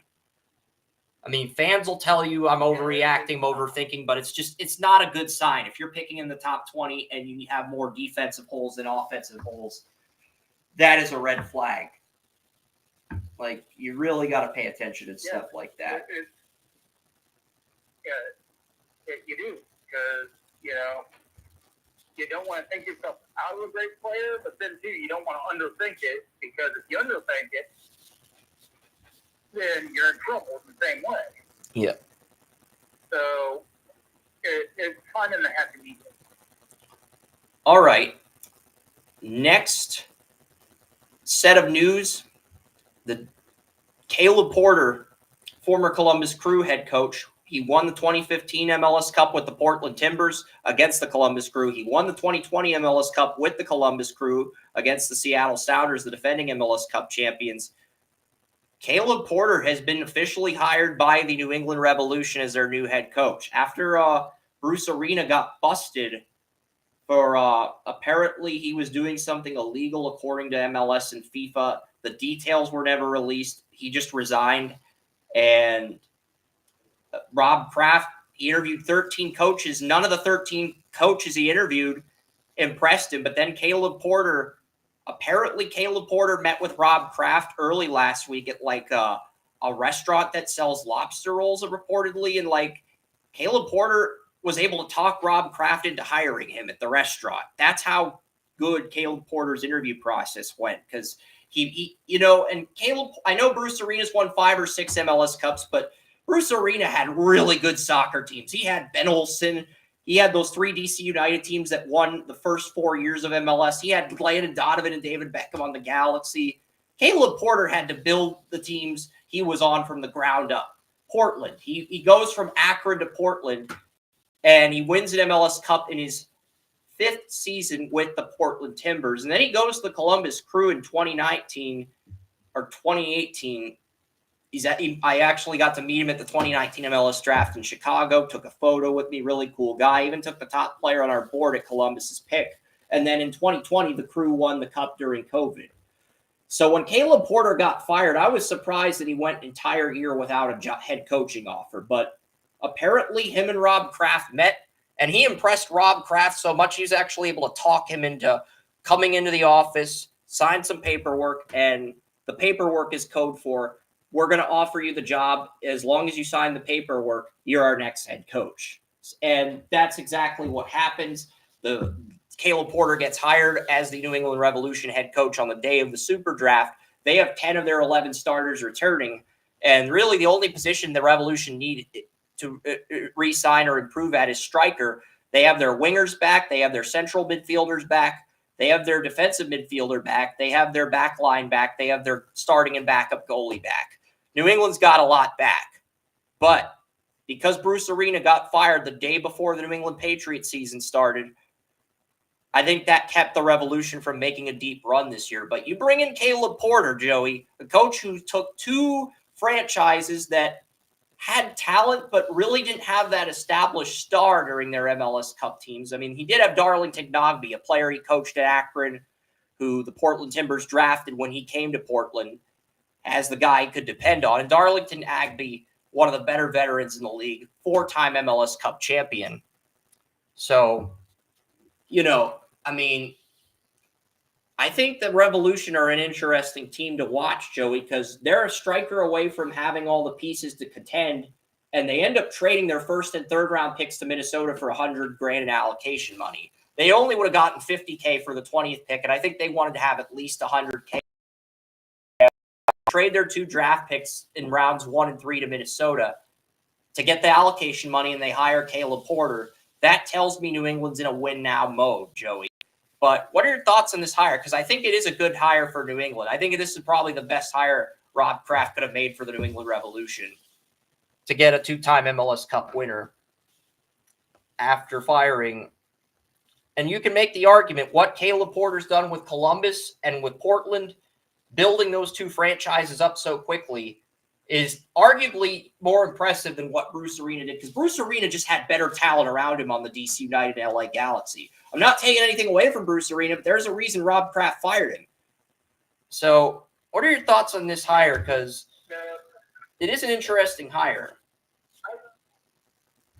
I think the hire is probably the best he could have done. You want hires with winning pedigrees, but you don't want to fully, the reputation, which I guess is something Arena did, as, they didn't come out and say what he did. So I guess as much as you live in New England or wherever the heck he did the deed, we'll never know. So this is, get a clean-cut guy who's built up franchises. And, I mean, that's. Yeah, and Caleb Porter and Columbus beat Bruce Arena in the Eastern Conference Finals back in 2020, and what I thought was the best Eastern Conference Finals matchup at the time, because it had my 2 favorite coaches, but it really didn't have that star who stood out. Now you have, I think this is the best supporting cast Caleb Porter's been dealt in his coaching career. Now, it's not a knock on Columbus. They did have Aiden Morris the year he won it all. They did have Darlington Nagbe. The midfield is still just as lethal as it was in 2020. But at the same time, they didn't have Patrick Schultz. They didn't have the back line they had now. But hey, Columbus did win the 2020 MLS Cup. They won it again in 2023. And I think having that 2-time MLS Cup winner, I'm just amazed nobody hired Caleb Porter after he got fired, because there were so many teams in the market for coaches. I mean, Dave Tepper just let this guy walk. Dave Tepper basically chose another coach who's been coaching. Dave Tepper's. I'm not sure if Caleb Porter would have been interested, Charlotte and Charlotte FC, but Dave Tepper, he fired his 2 MLS coaches in 2 years. Now it's year 3 for Charlotte FC. So I think this is probably the best Rob Kraft could have done, as you said. But But it was an interesting MLS draft, and I'll give you my top 5 winners and losers. Go to the MLS draft stream and the video here, and you'll get winners and losers. But hey, winner number 1 is got to be Real Salt Lake. I mean, I thought, or should I do? Yeah, I'll do this in reverse. I will do this in reverse. Instead of revealing my biggest winner, I'll reveal my 5th biggest winner and work my way up the ladder. Okay. 5th biggest winner. Well, you just revealed your biggest winner. I didn't reveal who they took. I revealed my big winner, and you can roast me for that, but I didn't reveal who they took. So, yes. Dun, dun. So, unfortunately, you came close to roasting me, but since I didn't give away that information, you didn't reveal all of it. But yeah. All right, let's get started with DC United, my number 5 winner from this draft. DC United, they got Jacob Morel, the Georgetown striker, at 7. He was projected to go in the top 5, top 6, one of the 3 youngest players in this draft at 19 years old. The Georgetown striker, Georgetown is in the Washington, D.C. area, 11 goals, 4 assists, 26 points as a true sophomore. And you can bring him back to Georgetown to develop him for 2 years, or you can bring him up to the MLS now. DC United does have 6 of their 8 international slots locked up, but Morel's a domestic. He's born in the United States, so you can bring him up now. You can keep him in college. You can bring him up to MLS next. You can do whatever you want with Morel. But I think DC United probably scouted him in their backyard and figured if he was there at 7, this was the guy we wanted. Then in round 2, DC United takes Brandon Parrish, the Clemson midfielder that I had a late first round grade on, one of the team captains of Clemson. And, Brandon Parrish, 3 goals, 1 assist, 7 points in 2022, 4 goals, 2 assists, 10 points, and he helped Clemson record 9 shutouts and 18 starts. He's considered the engine of the Clemson offense. And Brandon Parrish, really good player to get in the early part of the second round because he's a consensus late round 1, and at least in my rankings. I know the other guys had a round 2 on him, but I watched Parrish and I was like, I like this guy enough to take him in the late first. And pick 49, Aldair Sanchez, outside back, Sacramento Republic FC. And Sacramento Republic FC is a USL team. So DC United drafted the only player from the USL in Aldair Sanchez. There's college players who play in USL too during the spring. You saw those guys get picked, but the only full-time USL player to get drafted was Aldair Sanchez, a former North Carolina fullback who signed with Sacramento Republic FC in the USL. And DC United gambled on Aldair Sanchez as a fullback for depth in the second round since he's got the versatility to play both left back and right back. And I gave DC United an A+ grade with their first 3 picks, and I did the same in round 3. In round 3, DC United drafted Wisconsin goalie Nate Crockford. Nate Crockford was the UCLA goalie who transferred to Wisconsin, and he had 1,333 minutes played. He had 7. I noticed I noticed a brief typo here. I think I typed 3 in extra time, but Nate Crockford did really well for a goalie with a weaker supporting cast at Wisconsin. I mean, it wasn't a horrible supporting cast, but 1,530 minutes played, 18 goals allowed, a 106 goals against average, 46 saves, 705 save percentage, a 6-5-6 record, 6 wins, 5 losses, 6 ties, 7 shutouts, and he faced 119 shots in 2023. And I think when scouting these goalies, Joey, you no longer look at the saves. The benchmark used to be, the goals against average is under 1. The save percentage is 800 or 900. I don't think that's realistic. I think when you're evaluating goalies, you have to look at how many shots the goalie faced as well as the quality of competition. Crockford has good size at 6'4", 190, but his 7 shutouts came against Purdue, Drake, Kentucky, Mercer, Indiana, on the road, Maryland, and Ohio State on the road in Columbus. That's a pretty impressive resume for a goalie at Wisconsin that doesn't have the ideal supporting cast of defenders to take pressure off of him, where he's got to be the man and do carry the team. That's a pretty impressive resume for somebody who actually has to carry the team, Joey. So that's why I'm higher on this pick. It may not work out, but, Kentucky made the tournament. Indiana made the tournament. Ohio State and Maryland both had talent this year and players in them drafted in the MLS draft. Mercer won their conference. Mercer won the Big South Conference, I believe it's called. It's got UNC Greensboro and some of these other teams. But yeah, you've got Purdue, you've got Drake. Those are not good teams this year. But DC United had a good draft. Next team I'm going to mention is Toronto. Toronto actually got good value with all 4 of their picks. And they surprised everybody with the number 1 pick by drafting Lipscomb striker Tyrese Spicer. Spicer did get a Generation Adidas offer on Tuesday. And once he got that offer, and once Pape Marboy decided to go pro in Europe, I knew I had to redo my entire mock draft. And I was able to get that done in 3 hours while maintaining my composure. Didn't have as much time to promote content, but I got everything done. And, Tyrese Spicer out of Lipscomb is an interesting choice for the number 1 pick in the draft because this guy ran a mile in 5.5 minutes. He has the kicking power, kicking accuracy you want. He has the speed you want, but he didn't really produce 10 or more goals until his draft year in 2023 as a junior redshirt. 14 goals, 3 assists, 31 points. I thought Toronto used all of their international slots, but they only used 7 of their 8 international slots, and they only used 1 of their 322 slots. Tyrese Spicer is 22. He would qualify as either, I don't know if he's going to qualify as an international or under 22, but he is going to come up to the MLS, and Toronto figured out a way to make sure he would be on the MLS, whether it's as an under 22 or just as a regular, as the Trinidad and Tobago native ends up going number 1 overall in the draft in a huge surprise. And Wayne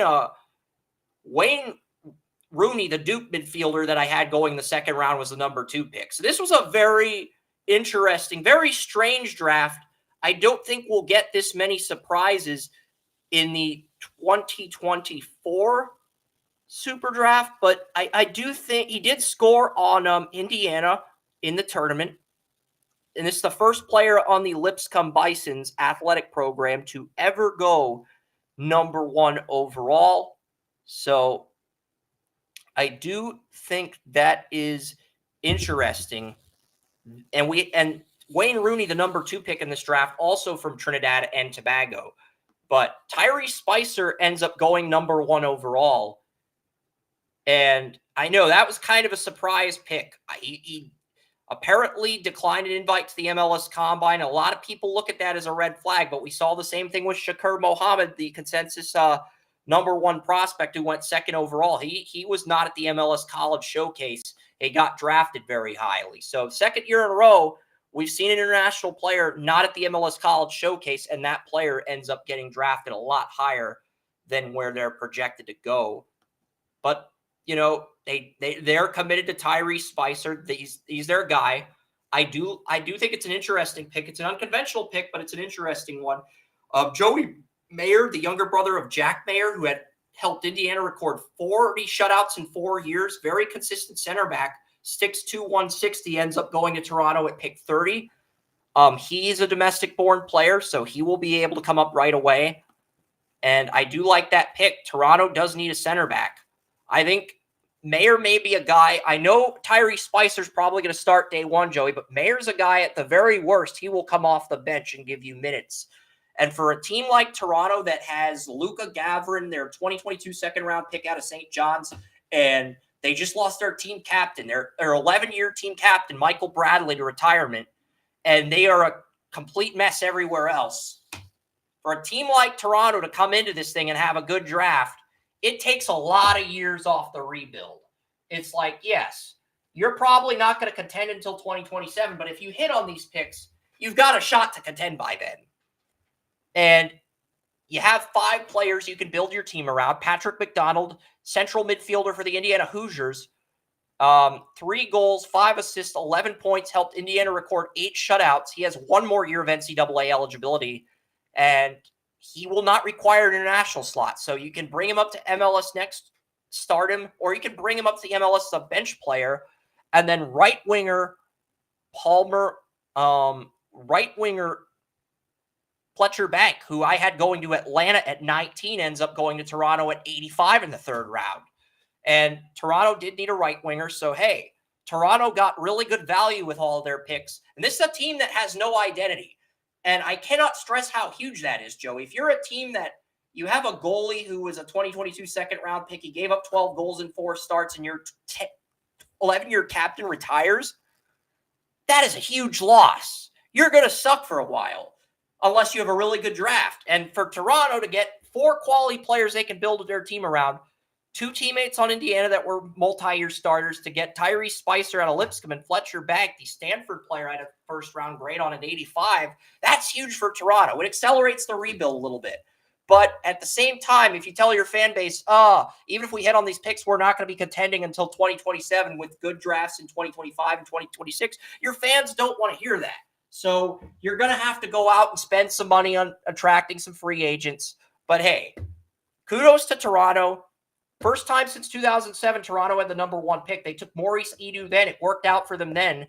They had the number 1 pick in 2013, but traded it to New England, who still has Andrew Farrell on the team. He re-signed at the Revolution, and he'll be playing under Caleb Porter next year. And now Toronto to have this type of draft. They were not one of my top 3 teams, but I thought they did the best job among the Eastern Conference teams. And for the worst team in the league to do the best job among the Eastern Conference teams, that's huge, Joey, because right now Eastern Conference is very tight. So to get 4 quality players in this draft, 2 you could bring back to college and develop, and 2 that could be on your MLS roster this year, that is huge for Toronto FC, Joey. Now, it's not a complete rebuild, but it's a step in the right direction. And if you hit on all 4 of these picks and your goalie turns it around, Luka Gavrin, your 2022 second, if he turns it around, you have 5 players out of 11 in this starting lineup that you can build a playoff team around. And that goes a long way if you have no identity and your 11, 13-year captain, Michael Bradley, retires, Joey. I cannot stress the importance of how huge that is to hit on all your draft picks when your team captain, who was your captain for 11 to 13 years, retires. It's huge to actually get good value at all 4 of your picks. So kudos to Toronto. They're not going to be contenders next year, but certainly a step in the right direction for the worst team in the league. Anything you want to add to that before I get to my number 3 team on this list? That number 3 winner, I should say. You said something in there that I want to make a comparison in the NFL. You said lack of identity. Getting people to come to your team and so on and so forth, and having to spend more money on high-profile free agents to create that stigma amongst the players to come to you. I honestly believe that a lot of the situation with Deshaun Watson in Cleveland was simply nothing more than Cleveland needing to get on the good side of the players in the NFL. They were really gearing up to be a high-profile organization where they've been bottom feeders for years. And I think the same holds true here. You make a good draft pick, you make a couple good draft picks, one or two veterans that players want to play with, to be there and to come in. And if you have to overspend for them, even if it's a radical overspend, if it's going to be what you need to. Well, I really like what they did. Toronto's GM, I get a Ryan Poles vibe with Jason Hernandez. Now, Jason Hernandez was a former fullback in the MLS, 5'10" fullback, but this is a guy who played 106. He played 50 games with Chivas USA, played with the Metro Stars as a rookie. He was actually the number 1 pick in the 2006 MLS draft. He was the number 1 pick by the Metro Stars. And then he gets moved to Chivas USA. He plays 50 games there.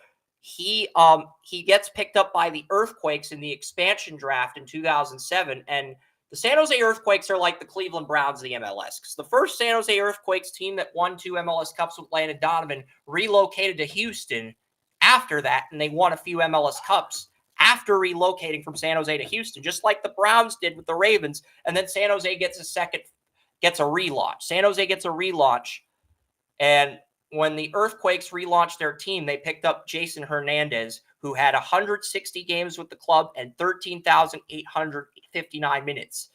Then he goes to New York City FC, plays 57 games there. He gets picked up by Toronto FC on their 2017 MLS Cup team, and then he retires. But Toronto FC was so impressed with him as a player that they hired him as the manager of player engagement 2 years after he retired, 1 year after he retired.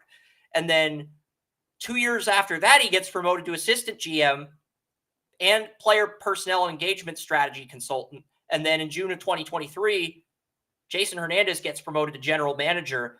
And Jason Hernandez knocked this draft out of the park. And I get a Ryan Poles vibe with Jason Hernandez. I do. I know Ryan Poles was not a former NFL player, but hey, I get a Ryan Poles vibe when it comes to Jason Hernandez as a talent evaluator and as a scout. So I got to give him credit for knocking this draft out of the park as a first-year GM. First-year GM, your team captain retires, and you get 4 quality players with your first 4 draft picks. Now, and that in that case, would you compare him to Andrew Berry or John Lynch as a soccer GM? I would probably compare him to Barry, but at the same time, this guy wasn't just a really good soccer player. He was on the Puerto Rico national team in the FIFA World Cup. That's how good Jason Hernandez was as a soccer player. And he went to Seton Hall in college, captained Seton Hall in his final 2 years, and he's the only Seton Hall soccer player to ever go first overall in the MLS draft back in 2000. No, he was selected 6th overall. I thought he was first overall, but he was selected 6th overall in 2005. But that's still pretty impressive to go to Seton Hall and get picked in the top 10 of the MLS draft. That's incredibly impressive. So I think Toronto hired the right GM. And, you know, I really think we're going to start to see Hernandez change the culture of this Toronto team in the coming years. I do. So, because he takes a player from Trinidad and Tobago first overall, instead of taking the domestic-born player like everybody thought he would, he goes a different route, finds a way to make that international spot available for Tyrese Spicer. And Tyrese Spicer's fast. He can run a mile in 5.5 minutes. This is a fast soccer player, and he's a consistent goal scorer, and he scored on Indiana, the team that beat Lipscomb in the tournament. He scored on Indiana, and he has got one of the toughest back lines in college soccer. You've listened to me talk about college soccer on this podcast with Joey the last 2 or 3 years. I'm sure I brought up Indiana on more than one occasion, but Tyrese Spicer out of Lipscomb scored on Indiana. So, hey, I think that's a pretty good deal. No, because after... Not bad. But here's the thing. After Jason Hernandez was picked 6th overall in 2005, Jason Hernandez was traded to Chivas USA in a trade that allowed the Metro Stars to move up to the number 1 pick, where they selected Marvell Winnie.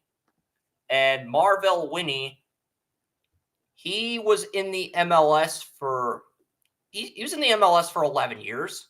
But he only played 29 games with the Red Bulls. 140 of his games came with the Colorado Rapids, who Stan Kroenke signed this guy in 2010, and the Rapids won their only MLS Cup in 2010. So the only person that benefited off of Marvell Winnie is Stan Kroenke. He's actually the son of former MLB player Marvell Winnie, and he's born in Pittsburgh. I lived in Pittsburgh. I had never heard of the guy until now, but I really didn't follow the MLS Super Draft until 2010, 2011. But yeah, Jason Hernandez, I like him as a GM. I think he's the right guy for Toronto. And while I think Toronto's still in a rebuild, I think Toronto can do well enough to be picking in 4 or 5 in the 2025 Super Draft instead of having the worst record again. I just think with the moves he's made, there is no way they are this horrible. He signed a striker to a contract, a veteran striker, but he really didn't produce much. Tyree Spicer did, and I think Spicer could come in and be a difference maker for Toronto on day one. And Mayer could probably start at center back, but may start out off the bench. And then the other guys are good enough to develop into starters, but you can either let them return to college, you can let them go to MLS next. I don't think they're going to get brought up to the MLS right now, even though they're both talented enough to get brought up. Because with the NCAA eligibility, I know MLS teams want some of these guys to finish off their collegiate careers if they don't want to sign their third-round picks to rookie deals yet. And Toronto's got that flexibility. I thought Jason Hernandez did a good job. So good job with your first draft, Jason Hernandez. All right. Next team we're going to look at is FC Dallas. They are my third winner of this super draft. And they got Logan Farrington, third overall, the top senior in most mock drafts. They got his teammate, Tanner Humphrey, who I mocked one pick later, the LA Galaxy at pick 47 or pick 46. And they also got Mads Westergren, the player I mocked at 15 in the third round. FC Dallas had a good draft. Why did they come in at number 3? They gave up $300,000 in allocation money to David Beckham to move up from 15 to 3 for Logan Farrington. And they already have a star striker in Jesus Ferreira. 18 goals in 2022, 12 goals in 2023.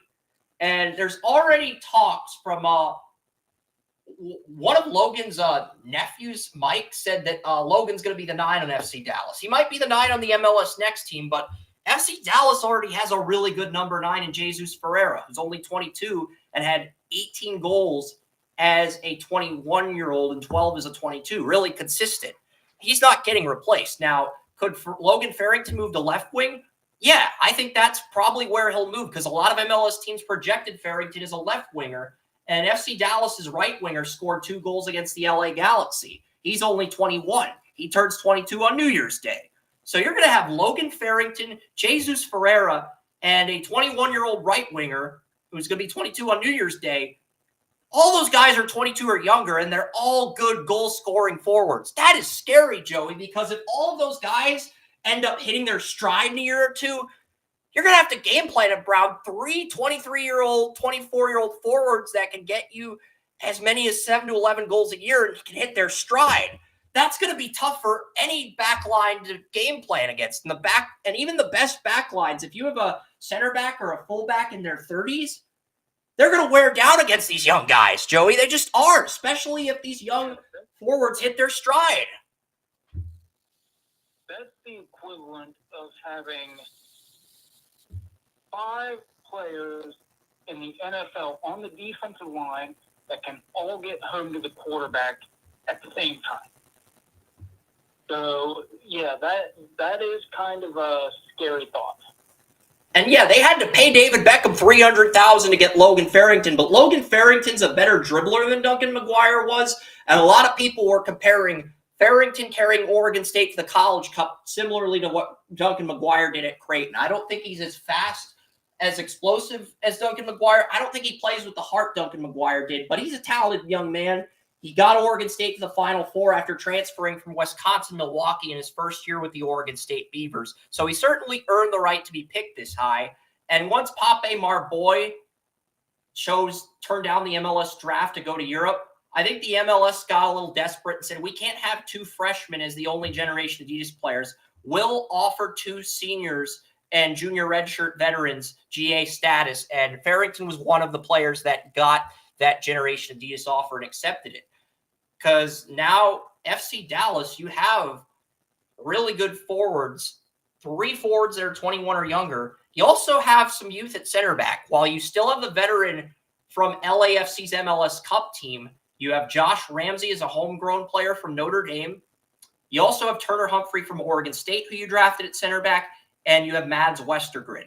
So you can have those guys compete with each other. Mads Westergren is a junior. Turner Humphrey's a junior redshirt, and Josh Ramsey's a junior. So if you do not want to sign any of those guys to contracts, they can all go back to college. You can sign all 3 of them next year, and then you can have all 3 of those center backs compete, pushing each other for starting roster spots. And that's huge to have 3 players that can do that for your program as early as 2024. So it's like, Yeah, I thought FC Dallas had an incredible draft, but because they gave up $300,000 allocation money to move up from 15 to 3, they come in at 3 on this list. Number 2, and you can definitively argue that this should be number 1, Cougs 2, Luis Estrada, who's been scouting college soccer players for me since August, had this team as his number 1 winner. Houston Dynamo. The Houston Dynamo ended up with 2 of the top 10 players despite picking at 26. Yeah, they got Stefan Anor Gifami, the ACC Freshman of the Year, 10 goals, no assists, 20 points with the 26th pick in the late first round because a lot of Gifami's goals came against weaker teams. Syracuse, he couldn't score on Syracuse or Notre Dame. He couldn't score on North Carolina. He didn't play Clemson. So I think a lot of teams looked at the body of work and said, hey, the 10 goals is impressive, but like this guy's going to require an international spot. He's raw. And we really didn't get to see him play against Clemson. So, and he was the number 1 player on Matthew Doyle's big board. Matthew Doyle, one of the MLS draft experts for MLSsoccer.com. I know Florian says he doesn't watch college soccer, but hey, Matthew Doyle had Stephen Anor Gifami as the number 1 player on his board. And Houston got him at 26.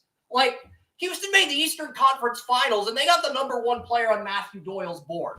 It gets even crazier. Usman Silla, the Clemson midfielder that we had in the top 10, that you thought belonged in the top 5, Houston got him in the second round at pick 55. I mean, so yes, Houston is a winner. Did they trade their 3rd round pick away to Real Salt Lake? Yes. But Houston is easily a top 2 team in this draft. They got 2 players in the top 10 at picks 26 and 55. If Andrew Barry gets a first round player at whatever pick the Browns have in the second round, Joey will be happy. Now, if they get a top 10 player, Joey will be ecstatic to the point where he will be screaming and shouting during our draft stream for the NFL in April. So for Houston to go from making the Eastern Conference to making the Western Conference Finals to getting 2 top 10 talents in this draft, not trading up for those guys, sticking to their board, that's huge. Because if either of those guys pans out and they make the MLS right away, you're looking at a potential contender for the MLS Cup. You know, that's the thing. It's like Usman Silla was in the top 10. He was 13 goals, 10 assists, won 2 titles at Clemson. How did he fall to 55? I know there were some rumors that he would go to Europe with Pape Marboy, but those turned out to be false. And teams panicked and let him slip to the second round. Houston got him in round 2. So Houston Dynamo, a winner for me in this super draft. Easily. I mean, they got 2 of the top 10 players, including our top senior and one of the top 2 freshmen. They got the ACC Freshman of the Year and our number 1 senior in this draft. I had Farrington, and Farrington was the consensus number 1 senior, but I thought Usman Silla could end up surpassing him in the draft as we got closer to the draft. And that wasn't the case. Farrington ended up being the first senior, and once Farrington got that GA on Tuesday, I knew he was going very early in the draft to the point where I mocked him at 2 in the final mock. But hey, if the Browns get a top 10 player at the second round, Joey's going to be ecstatic because I'm talking about the Houston Dynamo and I'm talking about how they got 2 top 10 players at picks 26 and 55. And now I've filled Joey with this unrealistic expectation that the Browns could get a player that good at whatever pick they have in round 2. And it's not like that in the NFL. But, you know, good for Houston. They had a strong draft. I wish you would have, what would have made me more ecstatic is if you would have been able to use that to go into the Cleveland-Houston game this week in the NFL, because that was a perfect segue that just didn't come to fruition because of circumstance. So that would have made me ecstatic, but it was just not to be. Yeah, and looking at this draft, I'm looking at FC Dallas had a really good draft. I mentioned them. Some of these other teams that got honorable mentions, I'll get to them because I'm going through the code. I forgot to show our audience the picks on the live stream. So I'm going through the code. I'll mention some honorable mentions. Philadelphia Union got a player from Penn who's a really effective striker, and they got Zach Bohanne, who is a top 10 player. In fact, Luis Estrada's number 1 player was Zach Bohanne when I talked to him in October, and the Union got him in round 3. And then you look at some of these other, I am showing our audience, Turner Humphrey went 46, and then Logan Farrington went 3rd to FC Dallas. But I just think that tandem of forwards is going to be deadly. And some of these teams I did have mixed reactions on. But I'm going to go to my biggest winner of the Super Draft, Real Salt Lake. Real Salt Lake got Matthew Bell, who was 5th on my big board at 16. They ended up getting Kevin Bonilla, the Portland left back, Portland fullback that Florian likes, versatile enough to play left back or right back. 3 seasons where he played 1,400 minutes or more. And, Real, I mentioned Real Salt Lake as a candidate to get younger at fullback because Brian Oviedo, the starting left back on Real Salt Lake, is 33 years old. So I actually had Bonilla going to Real Salt Lake in the 2nd round of my final mock. He ends up going at 18. But what's even crazier about this super draft is Real Salt Lake got 2 top 10 players in the 2nd round. They got Daniel Barker John, the striker that can make a shot from half court in the 2nd round, a guy who's a junior, but you can develop him for 1 more year before bringing him up to MLS. And they also got Josh Jones, my number 1 center back, who I had going 3rd overall to Miami at pick 47, 1 pick after the LA Galaxy passed on him to take a goalie. So, Real Salt Lake really had a strong draft. And then you look at their 3rd round, they end up with Georgetown right back / right winger. They end up with Maximus Jennings. He was the right back / right winger on Georgetown, but he can play the 2 at left back, the 3 at right back, 4 at sweeper, 5 at center back, 6 at defensive midfielder, and 7 at right winger. He's a 2-year starter on Georgetown. He had 6 shutouts, no points. And then you look at their final pick. With the final pick, Real Salt Lake drafted Ruben Masales. He was a midfielder that played both winger and fullback at Duke. Versatility to play left back, versatility to play right back, versatility to play defense, left winger, central midfielder, defensive midfielder, right winger. So FC Dallas, Real Salt Lake went for a lot of these versatile wingbacks that you can plug into your system, but they also got top 5 talents. They also got value, and they end up getting 4 of my top 11 players in this draft. When's the last time we saw a team get 4 of the top 11 players in one draft? I think they have to be the biggest winner of this draft on that alone. I mean, it's like they got 4 of my top 11 players in one draft class. Has that ever happened in any other sports draft, Joey, where a team lands 4 of the top 11 players in one draft class? I think they're the biggest winner on that alone. 4? That I've seen drafts where they had 3. I remember when 2 of the top 10 players were Gerard Warren, I think this was 2000, 2001, and a defensive end that I can't remember that went to the Browns, 2 of the top 3. I remember the Bulls had Curry and Chandler at 2, and they picked them 1 and 2 right after the Jordan era. 4, I can't really think of 4.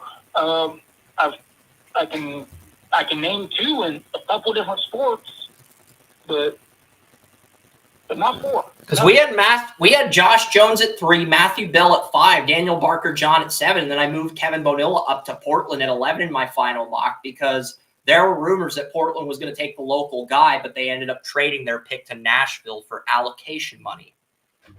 So, and Nashville, instead of adding a goal-scoring striker, which is their biggest need to complement their star attacking midfielder, they're just continuing to stockpile their team with defense and goaltending because Nashville SC, they're a team that loves center backs, love fullbacks, and they just want to stockpile their team with defense, and they have a good starting and backup goalie.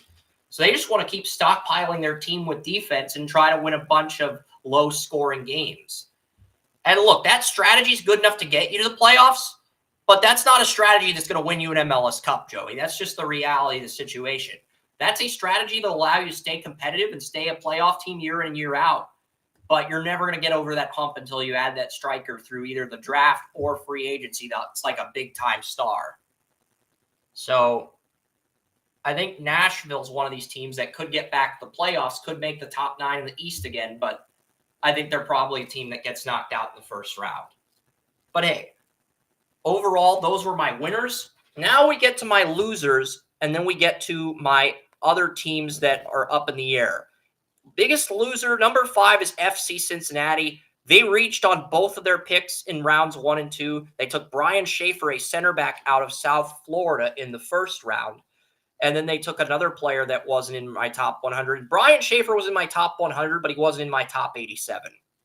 I didn't have him in my mock, but he was one of these guys we scouted out and like, we like this guy enough to put him in the top 100, but I don't know if he's going to get drafted. And then Atlanta did something unconventional. They had 3 draft picks.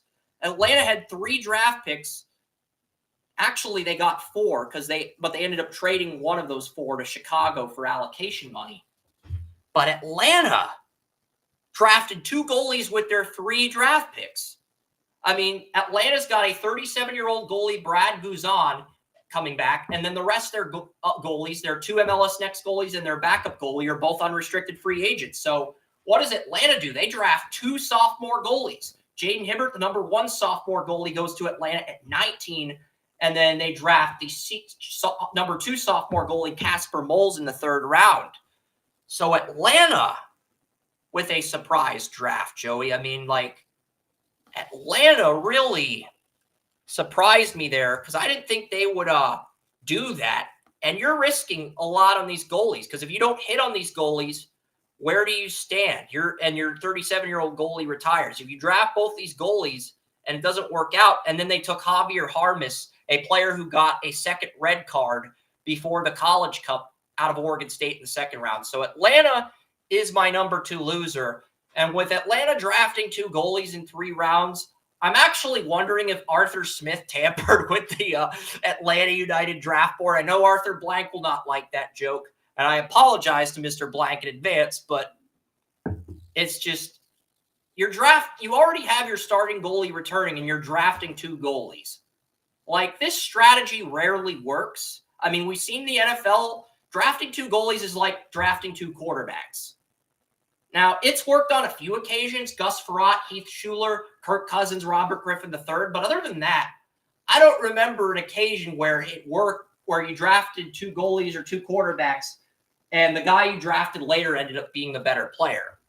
So I just think that's an interesting position for Atlanta to be in, and for them to take 2 goalies and take them that early in the draft, because Jaden Hibbert's talented.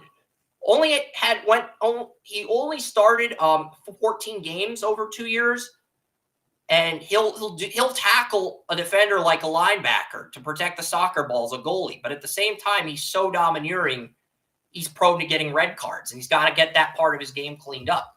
The raw talent and athletic traits are there. The saving is there, but at the same time, the save percentage isn't where you'd like it to be. There's other things you want to see him fix, but the potential is there.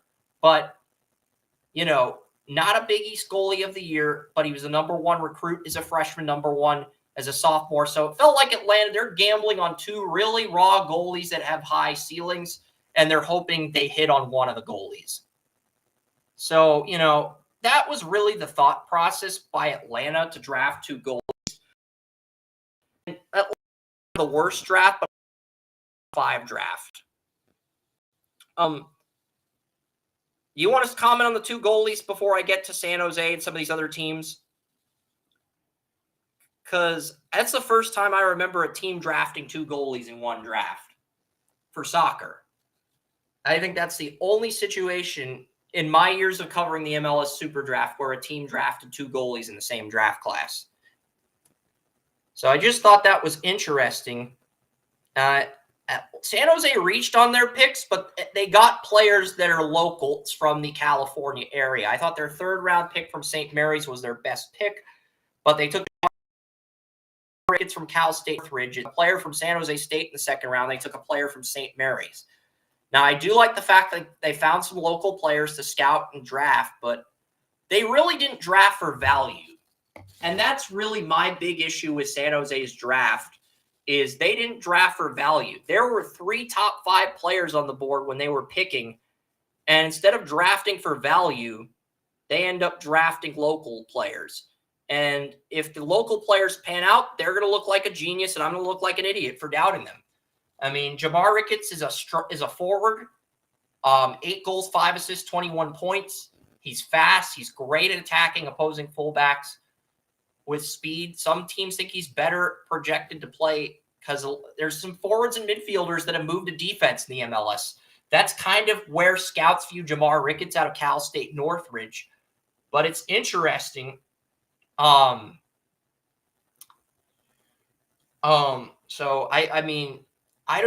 I thought San Jose made some solid picks, but they didn't really have a pick that warranted an A or B grade. I think I gave them a C or C plus or C minus in all 3 picks. So it was a solid draft, but not a draft that stood out for a team that had the 13th pick and barely made the playoffs. Number 2, Charlotte FC. I mean, Charlotte FC traded up again. They didn't have a first-round pick, and they moved all the way from they gave up $125,000 in allocation money, and they moved up for Tiger Smalls, the striker on Loyola Marymount. Now, he did not become a starter until the middle of the season, but he had 7 goals, 1 assist, 15 points. And Dave Tepper basically handed Stan Kroenke $125,000 to move up for this player. If you want to move up, I can respect that, Dave Tepper, but this is not the player to move up for. I'm like, come on, this guy, he did not become a full-time starter until halfway through the season. Now, if you want to trade up for a player like that in the back end of round 1 or early in round 2, fine. But you don't trade up for a player like that at 14 and hand Stan Kroenke $125,000 in allocation money in the process. That's just not smart. It's decisions like this that make Dave Tepper the laughingstock of sports owners. Decisions like this, decisions to trade up for Hamidi Diop and Bryce Young, decisions to fire a coach after 1 year. They're just not good decisions. I mean, I know it feels premature to say this, but Dave Tepper's sort of become the modern-day Al Davis, Joey.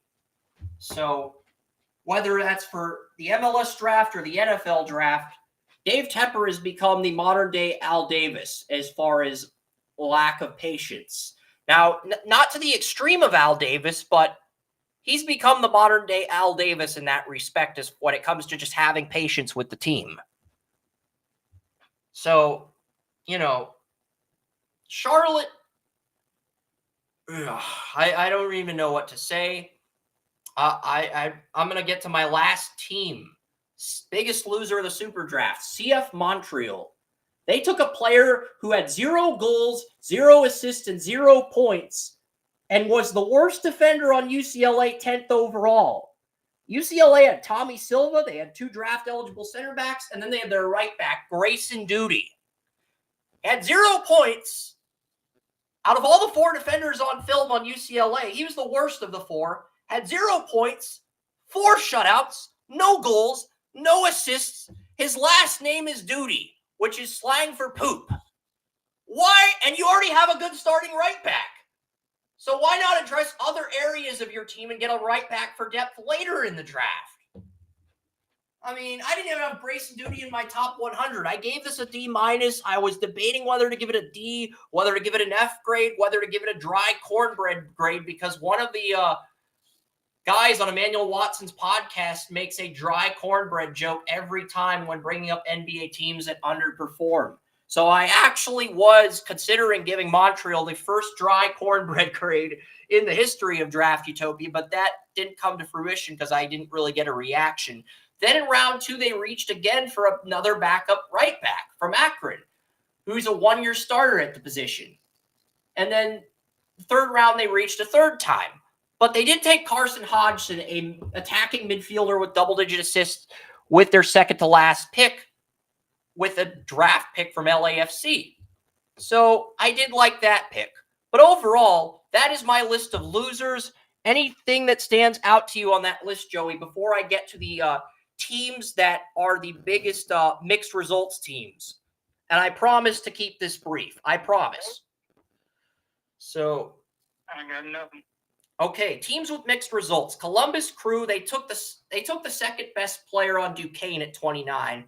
They took another player in the second round, and Columbus has a good track record. Even though they reached on their picks, their track record with their draft picks is good. New York Red Bulls, they gave Stan Kroenke $50,000 to move up from 14 to 12 before Charlotte moved up to 14. And they also gave Stan Kroenke their second round pick and to move up 2 spots in the draft. I would not trade $50,000 and a second round pick to move up 2 spots in the draft. But the player they wanted, Aiden O'Connor, he would have been there at 14. They moved up in the draft. I'm not sure if that's a win or a loss. Aiden O'Connell, 6'3", 205. Good size for a center back, though. And, mixed results. Third team with mixed results has to be the Chicago Fire. Chicago Fire have a 19-year-old goalie who had 8 shutouts in 30 starts. And you know what they do? They draft another goalie at 6, Brian Dowd, Notre Dame goalie, top goalie in the draft. I'm not going to hate on them for drafting the top goalie in the draft. But if he's going to be your backup goalie, you've just wasted a top 10 pick. Orlando got Duncan McGuire with the number 6 pick you hand-gifted them. Second in the MLS Newcomer of the Year awards race, which is like the Rookie of the Year. Finished second to homegrown player Thiago Almada. But here's the thing. If you like Brian Dowd and you think you're going to end up selling your starting goalie for allocation money, like millions of dollars in allocation money, fine. I can get on board with Brian Dowd at 6. But you need help everywhere else besides goalie and attacking midfielder. So to spend the number 6 pick in the draft on a 22-year-old backup goalie when you already have a really good 19-year-old goalie that's coming into his own, that looks like the favorite to be the starting goalie for Team USA in the 2026 FIFA World Cup, I'm not sure what the hell Chicago's thinking here, Joey. Now, I like Brian Dowd. He's a good soccer player. He was the only first-round goalie on my board. But you took him at 6, and you already have a viable starter. So unless you're selling that starter for allocation money or to a Premier League team down the road, taking a goalie at 6 when you have a good 19-year-old starter who had 8 shutouts in 30 starts makes 0 sense.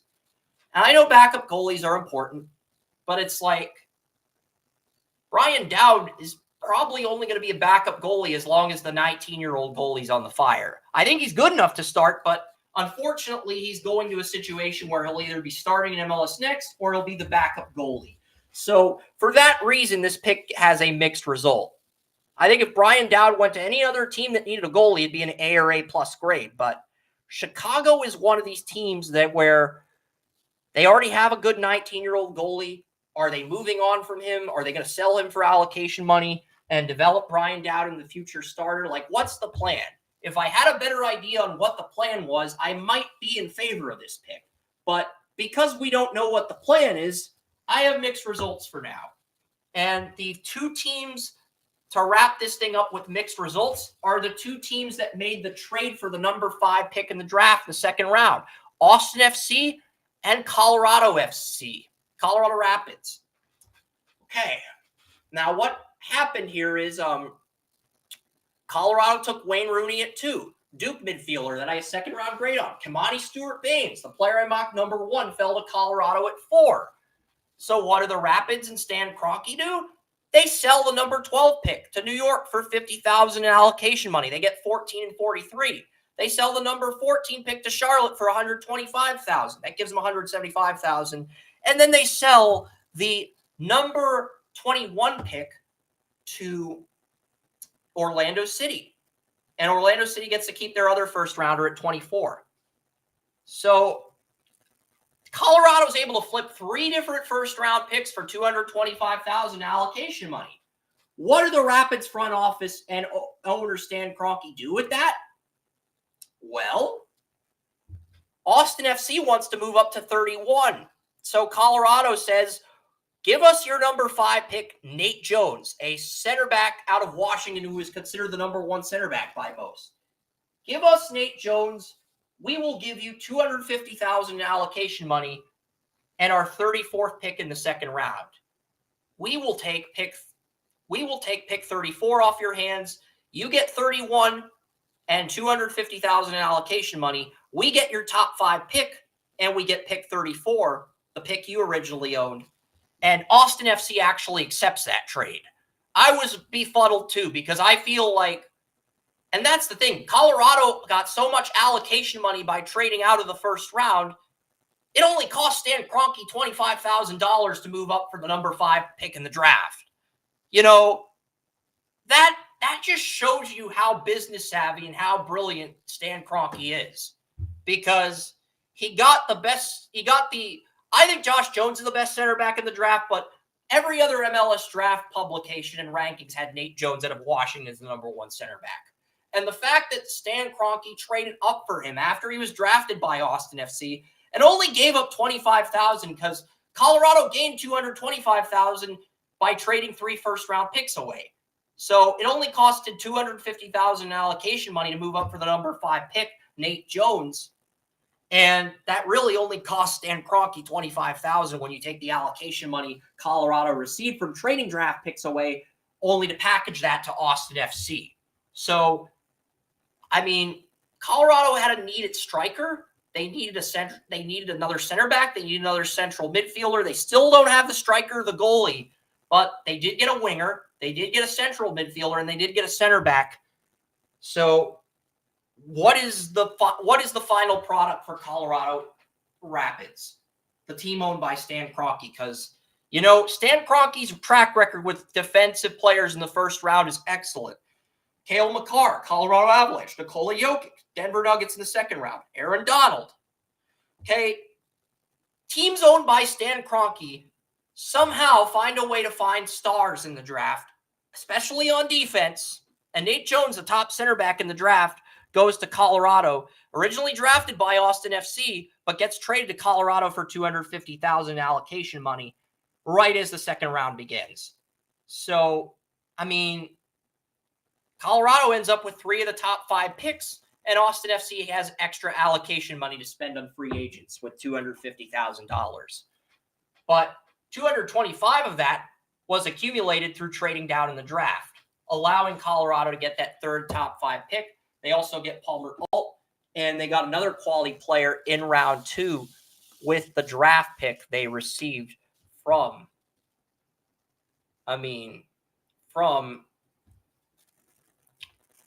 Austin FC. And with the pick from the Red Bulls, they took Anderson Rosa, left back. Now, they traded their starting and backup left backs away.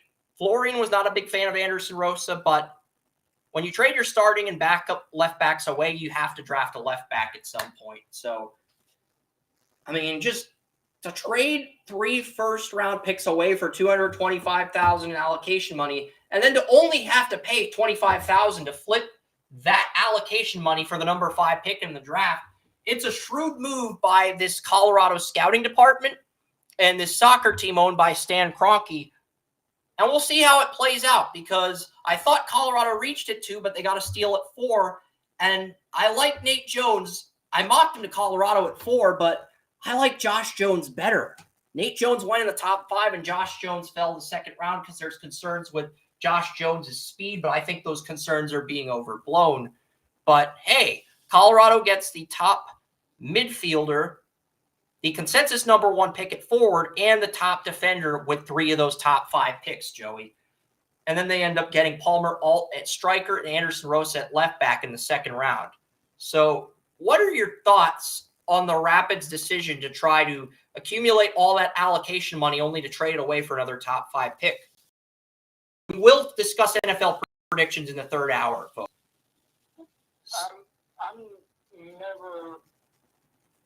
I don't understand the allocation money thing. I never have. It allows you to sign free agents that are like really good players overseas that want to come to the United States. So yeah, that's what's normally called regular free agency. So it just seems like an unnecessary step. Yeah. So I don't care about that. That's stupid to me. But as far as what they did with the draft picks, that's impressive. That's impressive. So I can say they did a good job with the picks. The trading, though, and the entire process is stupid to me when it comes to that stuff. So I don't pay that much mind. And that's why the MLS draft, it's a good draft, but it's not viewed as a serious draft compared to the MLB, NBA, NHL, or NFL because of all the trading involved. But hey, none of the teams passed on their picks. I will give all 29 MLS teams credit. This was the first draft I covered where a single team did not pass on their pick. So good job, guys. Good job not passing on your draft picks. And I'll scroll through this one more time on the live stream because I didn't really get the chance to show people my second round and third round grades on the MLS draft live stream. So I'll keep that up. And then once the recording on Anchor ends, we will pivot to NFL predictions for week number 16. So yeah. And it's going to be, we're going to open up with the AFC North on Festivus. The AFC North on Festivus. I mean, today is officially Festivus according to Seinfeld calendar. Festivus is a fictional holiday, but it is Festivus regardless. And, I think it's going to be interesting to see what happens. So yeah, on that note, guys, we are going to pivot to the NFL predictions for week 16.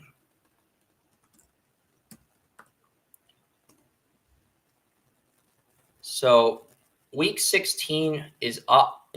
Travis Kelce got the cover vote this week. Lamar Jackson will get the cover vote next week. And Saints and Rams, Joey picked the Saints, so did Brian, and so did Oren. We'll be back with week 16, Steelers and Bengals in the next hour on Spotify/Anchor.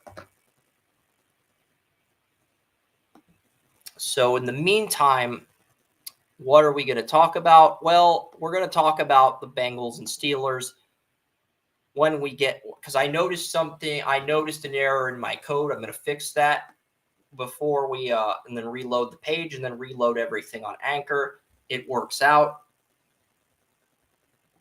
So, it does work itself out. And something stupid like putting the A before the N in New Orleans Saints. But yeah, I mean, I take the injury reports into account each week when doing this. But yeah, once we are going to start the Steeler-Bengal game, we're going to start our breakdowns on that. This is a game where I'm actually leaning towards taking the upset. And hey, I'm looking at both these teams are really banged up. Jamar Chase is out for Cincinnati. Mason Rudolph has never lost a home start at Heinz Field, also known as Acrisure Stadium. And officiating this game is Craig Rolstad. The last time the Steelers lost a game officiated by Craig Rolstad at Heinz Field, it was against the Patriots in 2016. Now, the last time the Steelers lost a game officiated by Rolstad, it was 5 years ago on this day, December 23rd, 2018. But Jamar Chase is out. T. Higgins was out in the first game. Bengals could not defend against the Steelers. And, Minka Fitzpatrick is out. DeMonte Kazee suspended for the year. So, the Steelers are in a position where they look depleted at linebacker. They look depleted at safety. And they benched Mitchell Trubisky for Mason Rudolph.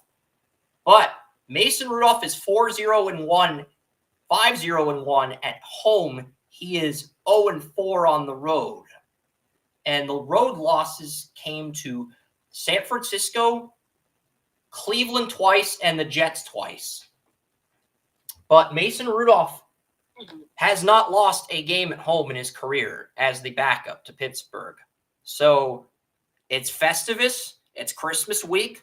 I think Rudolph the Red-Nosed quarterback gives the Steelers another win and keeps Mike Tomlin's winning streak intact. 7 of the Browns' 8 playoff clinching scenarios involve the Steelers losing. I'm not sure if you took that into account, but both these teams are riddled with injuries. Jamar Chase, the star on the Bengals, is out for this game. DJ Reader, the Bengals' best defensive tackle, is out for this game. Suamalo is coming back at left guard. The Bengals also don't have DJ Turner, their second-round pick out of Michigan, who took the starting cornerback job from Awuzie. But I still think Cincinnati's stable enough. And I know Jake Browning is red hot in fantasy right now, to the point where Joey slept on him for 3 weeks in a row, and he's proved himself each of the last 3 weeks. Whereas Mason Rudolph was a highly regarded player coming out of college. Most people were higher on Mason Rudolph than Jake Browning coming out of college. And Mason's never lost at home. So I am taking the Steelers to win, but by a mere point, 21-20. And I do think officiating plays a role in the Steelers winning, because I got an update from Jason Bannell on Monday where Jason posted a thing where the director of drug testing for the NFL contacted Jake Browning on Instagram on Monday because he's winning all these games and playing well. So the director of drug administration for the NFL wants Browning to submit a drug test, which people forget. Browning lost his first start to the Steelers back in week 11. So, I'm just at the point where I'm going to take the Steelers. I'll probably be wrong.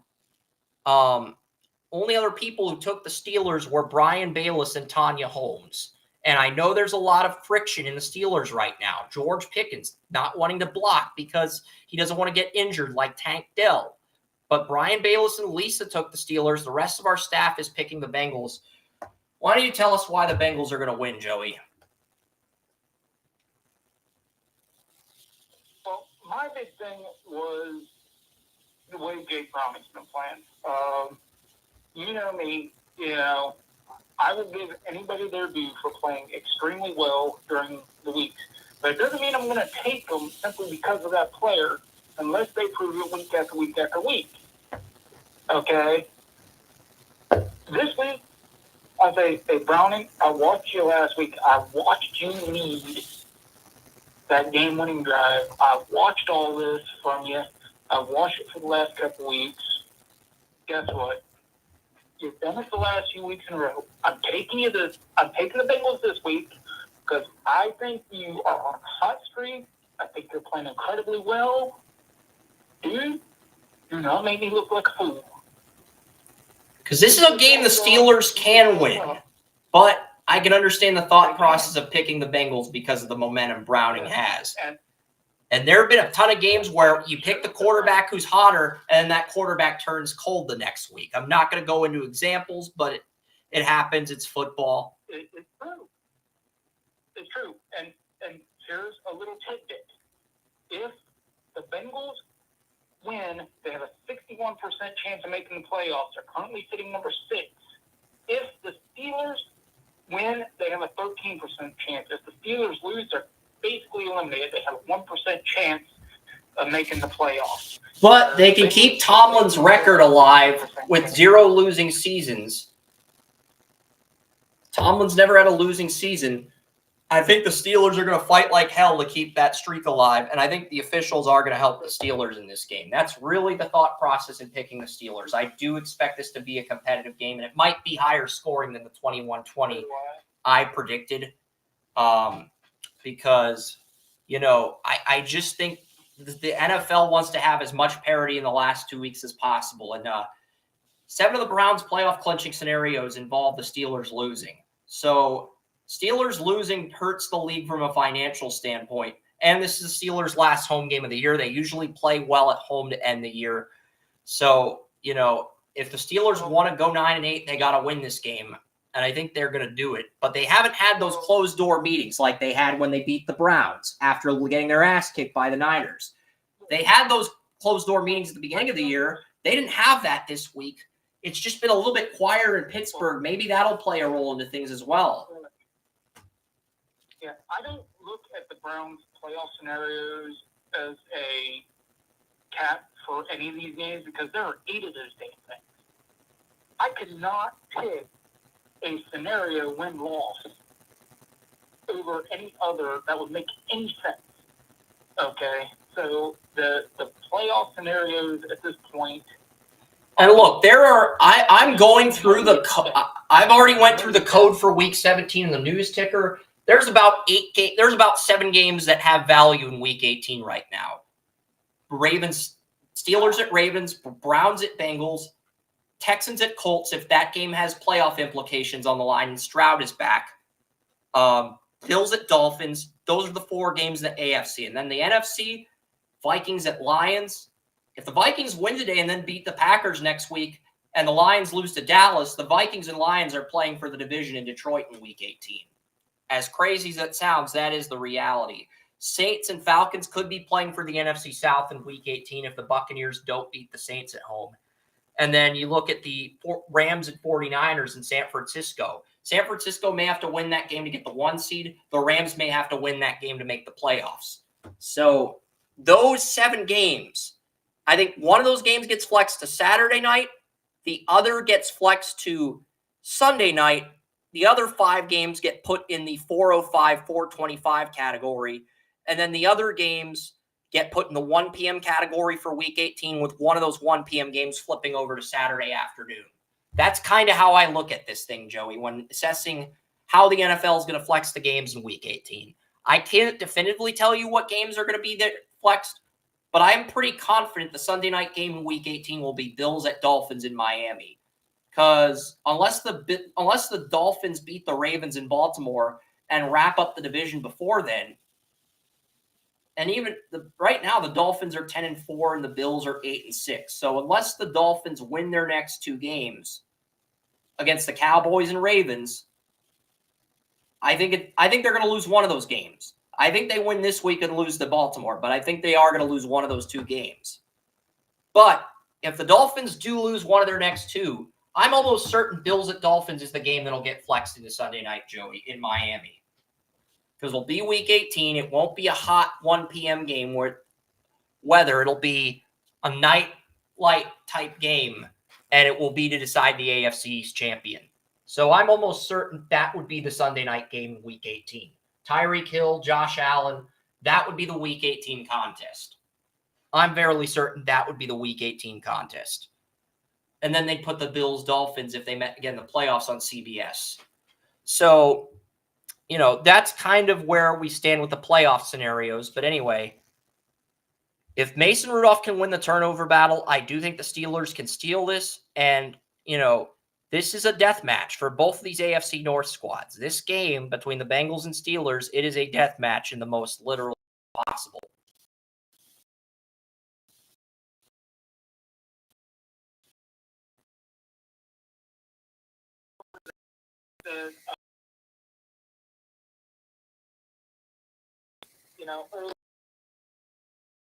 At least as a Browns fan, for the sake of the Browns, they're done with the AFC North because I think we both knew the later these teams play each other, any of these AFC North teams, those 2 teams or any combination of them, they're just going to be crap by the time the playoffs get here. And I think the Ravens, right, beside the Browns, they lost 2 of their key players, but we'll get to that later. Agreed. And the next game of the week is in Buffalo. So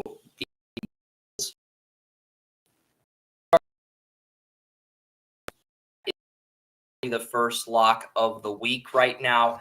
Everybody on the site took the Bills. Try to dive into that. I don't need to dive. I've got the Bills winning by a final score of 38-3. The entire fourth quarter is going to have 0 commercials. That doesn't seem like a marketing ploy. That seems like a desperation ploy by Peacock because they know if this game's a blowout, people aren't going to tune in if there's commercials. So I would have made it no commercials in the first quarter simply because if this game's a blowout by the fourth quarter, which it very well may be, then I think you're looking at a scenario where the Chargers lose, but I'm going Bills 38-3. Next game is the Colts and Falcons. Unless something changes, I have said before, I do not think any AFC team finishes the last 3 games undefeated. But at the same token, it ain't going to be this week for the Bills. Bills are going to win this, and they're if they win, their playoff percentage goes up to 72% chance of making the playoffs. Well, the Bills play I think it goes up to that. The Patriots at home in Week 17. Bills are gonna beat the crap out of the Patriots after losing the year on the road, and then the Bills play the Dolphins in Week 18. The Bills may not win out, but I think they're gonna do enough to make the playoffs. Yeah, I can agree with that they have a very good chance of making it. Yeah. So, all right, Colts and Falcons. This game, I've got the Colts winning. I originally had the Falcons winning. I'm going with the Colts now because the Falcons are the favorite. The Colts are the underdog. And Jonathan Taylor is back. Caleb McGarry is probably out again. Lidstrom may be back, but Caleb McGarry is going to be out at right tackle. Colts defensive tackle situation's a lot healthier. Grover Stewart's back from his suspension. You still have Taven Bryan for depth. You have Samson Ekubom and Kwity Paye as your starting edge rushers. Deo Odeyingbo is one of the backup edge rushers. I just think the Colts right now are just match up better with Atlanta. I would take the Falcons in most situations, but 1, they benched Desmond Ridder, and 2, I think the Colts have fewer injuries than the Falcons. 3, the Colts are getting Jonathan Taylor back. So even though I'm not a fan of Gardner Minshew, he hasn't played poorly enough to get benched. So I'm taking the Colts on that alone, and I'm going 24-23. Colts win a close game. Yeah, the Colts are playing really well right now, and as you said, they got all those guys back. Right now, they're sitting pretty at the 7th seed. Right now, the Colts control their own destiny, Joey. If they win out, they play the Falcons on the road, they play the Raiders at home, and they play the Texans at home in Week 18, with Stroud coming to Indy. Right now, the Colts control their own destiny. So they do. Yeah, in a lot of ways, if they win even 2 of their next 3 games, they stand a great chance of winning or getting into the playoffs. They'll have a 71% chance if they win this game. I think they win this game. I have the Colts going 10-7 and missing the playoffs. But I'll go through this really quickly here. Okay, so looking at my playoff scenarios, I've got the Ravens at 13-4 as the 1 seed, Chiefs 12-5, 2 seed, Bills 11-6 are the 3 seed, Jaguars at 10-7 are the 4 seed, the Browns at 12-5 are the 5 seed heading to Duval. The Dolphins are 11-6 as the 6 seed playing Buffalo in a 3rd game after getting swept by the Bills, and the Texans at 10-7 get in over the 10-7 Broncos and the 10-7 Colts as the last wild card. With Stroud back, they lose to Cleveland this week and they win out. And I want people to remember, in Chris's scenario, there are only, I think, 2 teams that beat the Browns in their matchup as far as head-to-head. And one of them that wins that tiebreaker would be the Ravens. So if those 2 teams are tied, the Browns would be 5. No, Joey, that's not entirely true. If the Ravens lose to the 49ers and Dolphins and the Browns win out, the Browns would be the 2 seed and Kansas City would be the 1 seed. Baltimore would be 5. The Browns would be 2. Okay. And they'd get 2 home playoff games. But that's the path to the AFC title for the Browns. Okay. Yeah. And that'd be interesting because the week I'm going to Boston is the week of the AFC title. I'm going there with my older brother to scout Macklin Celebrini, the number 1 pick in the NHL draft. So if we did a podcast and my older brother's around and we're walking in Boston, I would probably have to do the podcast on the phone. I'd have to mute myself and let Joey break down these title games.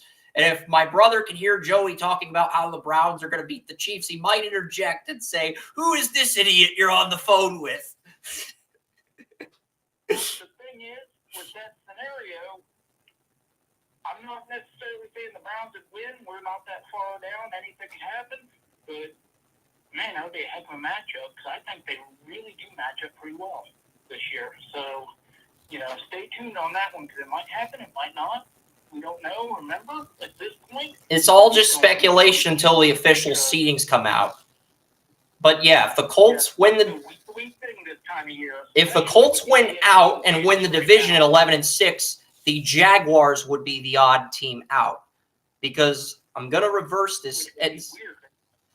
The Broncos own the tiebreaker over the Jaguars. So in this scenario, if the Colts win out, the Browns are the 5 seed, the Dolphins are the 6 seed, and the Broncos would win the tiebreaker over the Jaguars for the last wild card, which kind of sucks, but that's just the way it goes. Because I think the Jaguars are a much better team on paper than the Broncos, but the Broncos do own the tiebreaker over the Jaguars. The Jaguars have been highly inconsistent this year. I'm looking at the Jaguars' conference record. It is 7-5. Broncos' conference record is 7-5. And Broncos 4-4 versus winning teams versus playoff teams. The Jaguars are 6-6 versus winning teams, 4-1 versus losing teams, and 3-5 versus playoff teams. But the Jaguars have a 453 strength of victory, and the Broncos also have a 453 strength of victory. So these teams are tied in strength of victory, and the Jaguars have the stronger strength of schedule. So I'm not exactly sure why they would get in over Jacksonville. I'll go back to I'm not sure because right now it's sitting at if the Broncos have a 27% chance of making it as of right now, and the Jags have a 69% chance. So that's No, here's the deal. Here's the situation, Joey. I just pulled it up. Denver is 3-2 against common opponents, which is the tiebreaker for the last wild card. Denver is 3-2 versus common opponents. The Jaguars are 2-3 versus common opponents. The common opponents are the Browns, the Texans, the Bills, and the Chiefs. So the Jaguars are 2-3 against those teams. The Broncos are 3-2. So the Broncos get in on that alone, even though the Jaguars are the better team on paper. So that would be the tiebreaker. Gotcha. And I do believe Denver is also one of the few teams that hold a tiebreaker over the Browns. So if Denver got in, they may end up outside chances having a 5 spot. And Denver's got the Patriots and Chargers at home, and they get the Raiders on the road in Week 18. It's basically up to Oran's Raiders to keep the Broncos out of the playoffs at this point. Basically, the Colts have to beat the Texans, and the Broncos have to win out for the Jaguars and Texans to miss the playoffs. All right, but I know we got a little off topic there with the scenarios, but it's fun to play out some of these scenarios late in the season. We do have the Colts winning, though. Yeah, and there are a lot of scenarios this year. Yeah, Packers and Panthers. Luckily, this is a quick game. Not a lot of scenarios. Packers did get Eric Stokes back for Tampa Bay. They're probably going to get Jair Alexander back. Darnell Savage is out again. Panthers coming off their first win of the season. I like the Packers 21-14 in a defensive game. Packers are the second lock of the week. There's 4 locks in the site this week. The Packers are the second of those locks. Okay, next up, it is Browns-Texans. Joe Flacco versus Case Keenum in Houston. I think the Texans are healthier, but will end up practice Tuesday or Wednesday. The Texans may not have their number 3 pick. I think that'll give Flacco more time in the pocket, even with backup tackles. Tank Dell is out for the year. You do have Dalton Schultz. You do have Nico Collins, but I've got the Browns winning a defensive game 20-17 in overtime. So I do have Case Keenum going to overtime for the second week in a row. I've got the Browns winning, though. I have more confidence in the Browns defense right now. But it's a split decision game. Members of the Texans including us, have the Browns. So, yeah, this is going to be a game of which key player that's injured is going to make the most difference. Because both teams have, like 2 or 3 of their top players outside of Myles Garrett on both teams are out for this game. It is going to be a defensive matchup. Too many injuries. But at the same time, still a very important game. and it's going to be a competitive game, Joey. The reason I say that is because Traub Blake is officiating this game, and in the Browns' 2 games in 2022 officiated by Traub Blake, they were penalized fewer times than their opponent in both games. They played the Jets and lost 31-30. That was a game where the Jets had that 2-minute comeback. I think it was in Cleveland last year, and I think it was one of those Jets quarterbacks came in and beat the Browns in Cleveland. 14-point comeback with under 2 minutes left. It was a brutal loss for the Browns. I remember that was like one of their the Jets recovered an onside kick and they end up winning the game. Oh, that was Joe Flacco. Oh, so that was Flacco who came in for the Jets and beat the Browns. Okay, that makes way more sense. Yeah, I was not a fan of that. But, and here's the thing, though. The Browns will have a 99% chance of making the playoffs if they win, and the Texans will have a 73% chance if they win. So it's a very important game for both teams because the Browns will pretty much wrap up the playoff spot, and the Texans will keep themselves in the playoff race. Yes, and the Texans were also penalized fewer times under Traub Blake. The Texans' only game under Traub Blake came against the Ravens back in Week 1. They allowed 9 penalties for 88 yards. The Browns only allowed 5 penalties for 42 yards in the overtime win against Tampa that Traub Blake officiated. The Browns only allowed 5 penalties for 38 yards in the Week 2 loss to the Jets that Joe Flacco handed the Browns. So I think the officiating matchup favors the Browns here. I think they will have fewer penalties than the Texans. Whether they're legitimate penalties or not, it's up for debate. But I think Traub Blake will call more penalties on the Texans and the Browns just by looking at the NFL in 2023. It's legitimate penalties are hard to come by, and half the time they don't call penalties at all. So and Traub Blake's one of the more lenient officials where he just lets things play out. Now, he did penalize the Buccaneers 9 times for 70 yards against Tampa in the overtime win.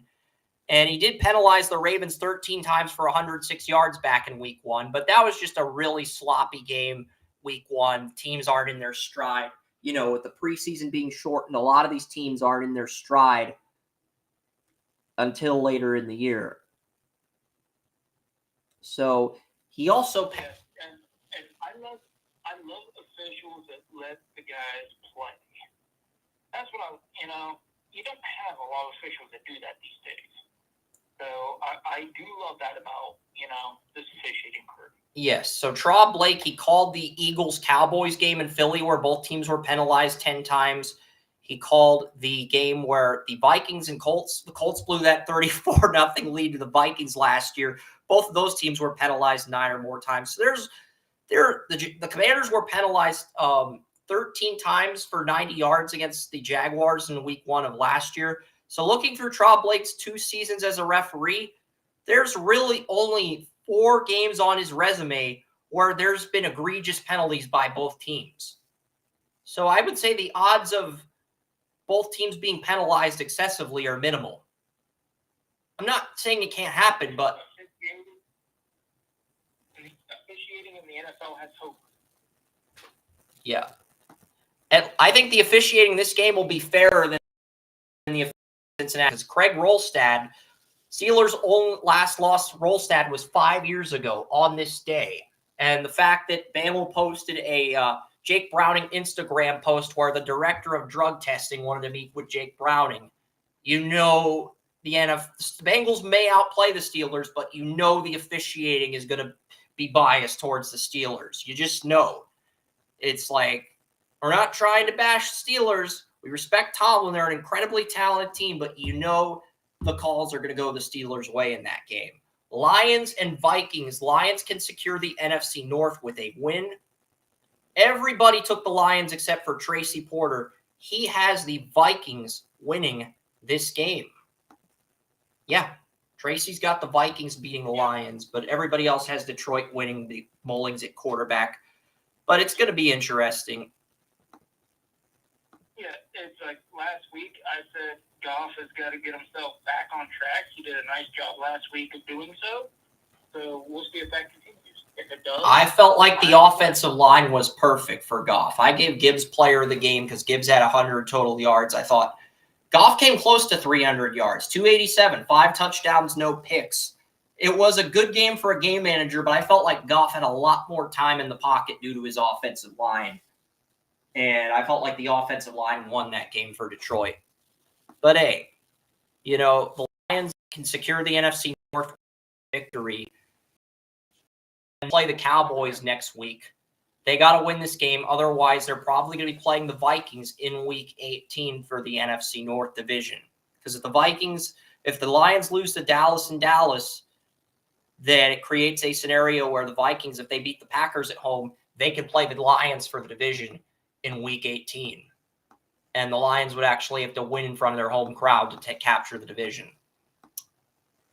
But I like the Lions in this one. I'm going 24-20 Detroit. I think this will be a more defensive game.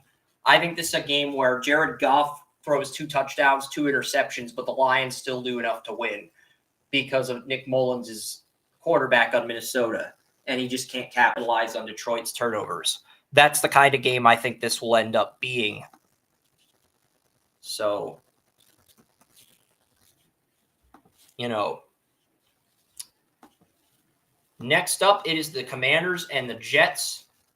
We don't know who's starting for the Commanders. We know Trevor Siemian's starting for the Jets, but we don't know whether Sam Howell or Jacoby Brissett's going to get the start, because Sam Howell got benched for Jacoby Brissett last week when the Rams were blowing out the Commanders 28-6, and Jacoby Brissett made it a 28-22 game.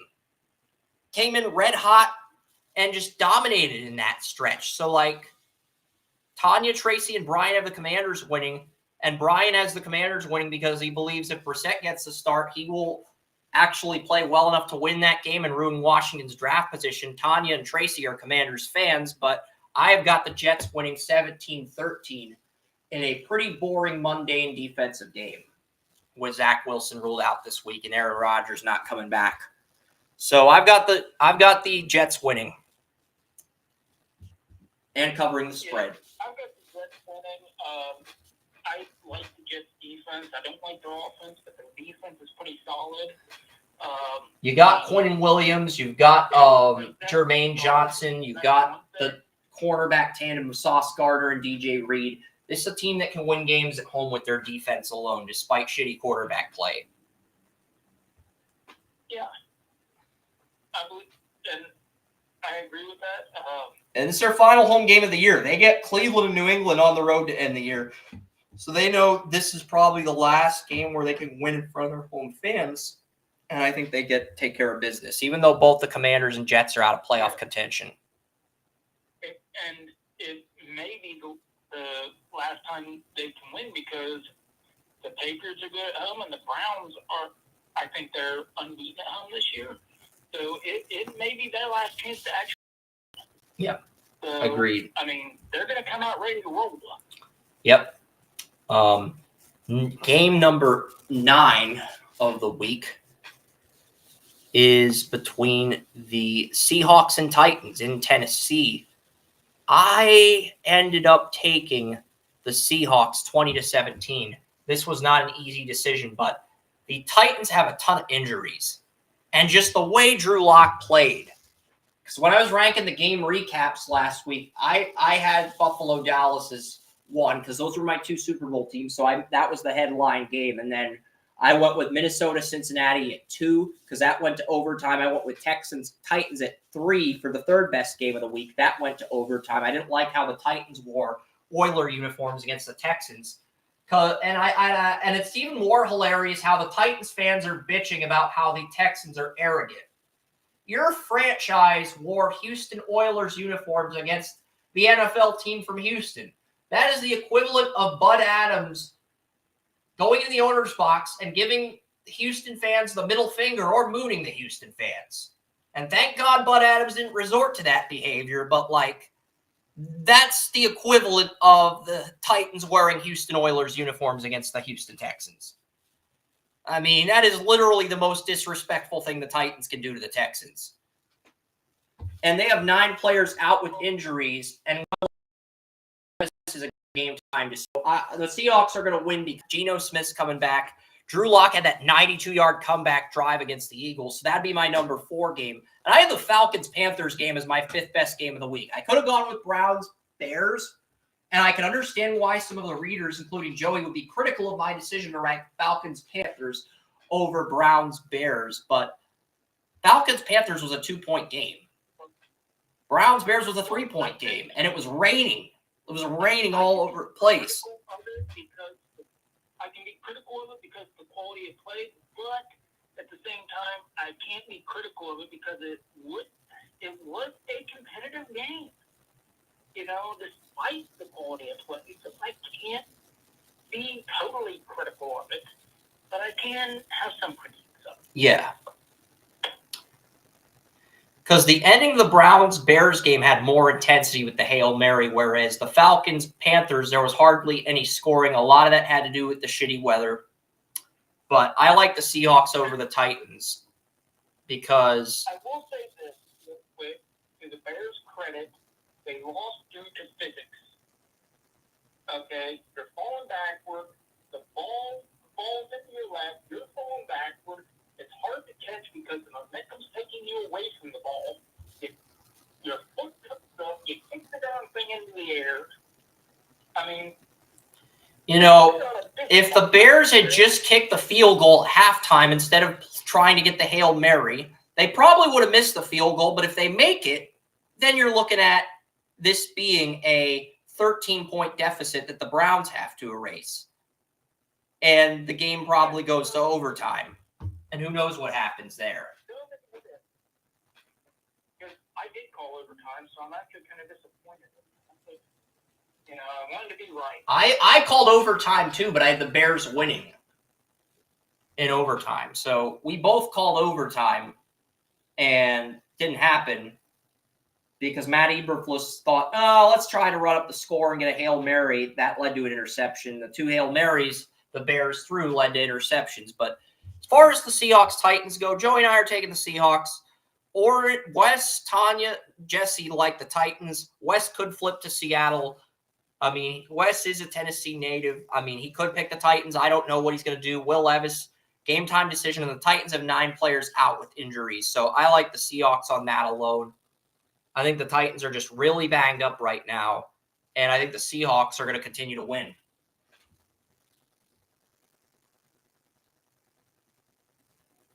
I mean, they're getting Phil Haynes back from injured reserve in Week 17.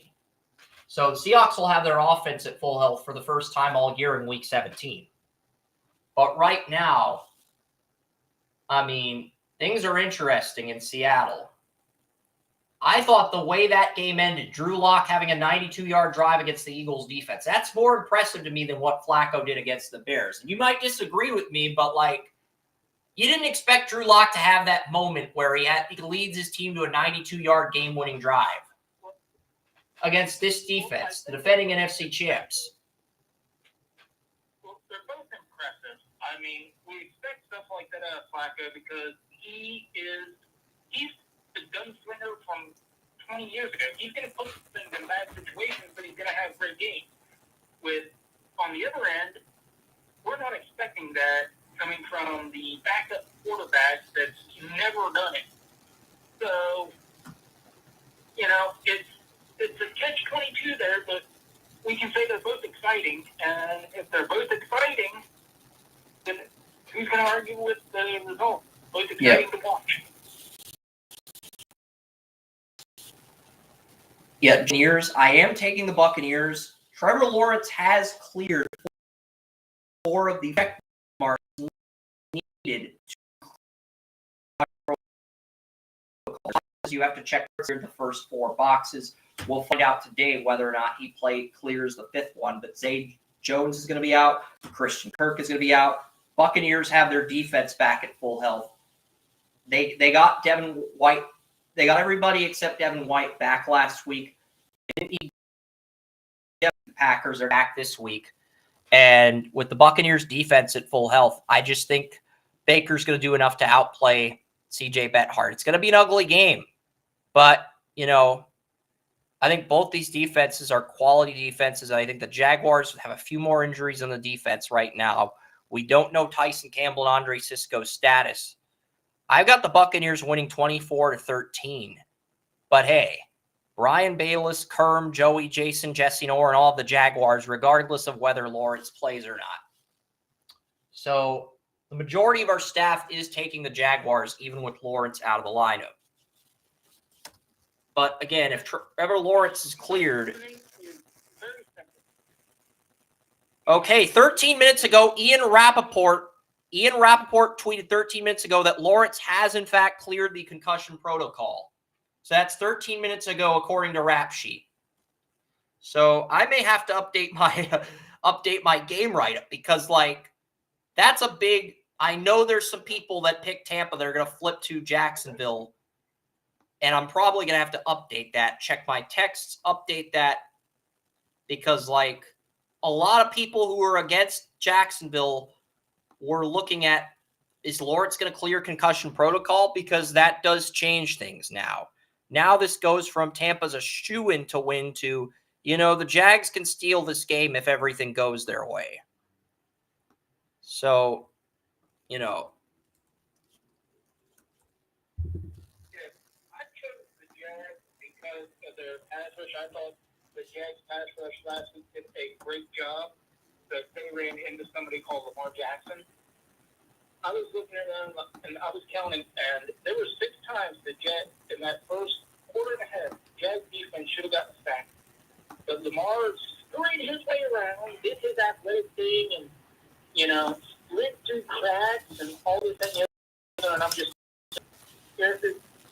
I am changing to Jacksonville right now. The Jaguars are 2-point underdogs, but I am changing my pick to that Lawrence is going to play.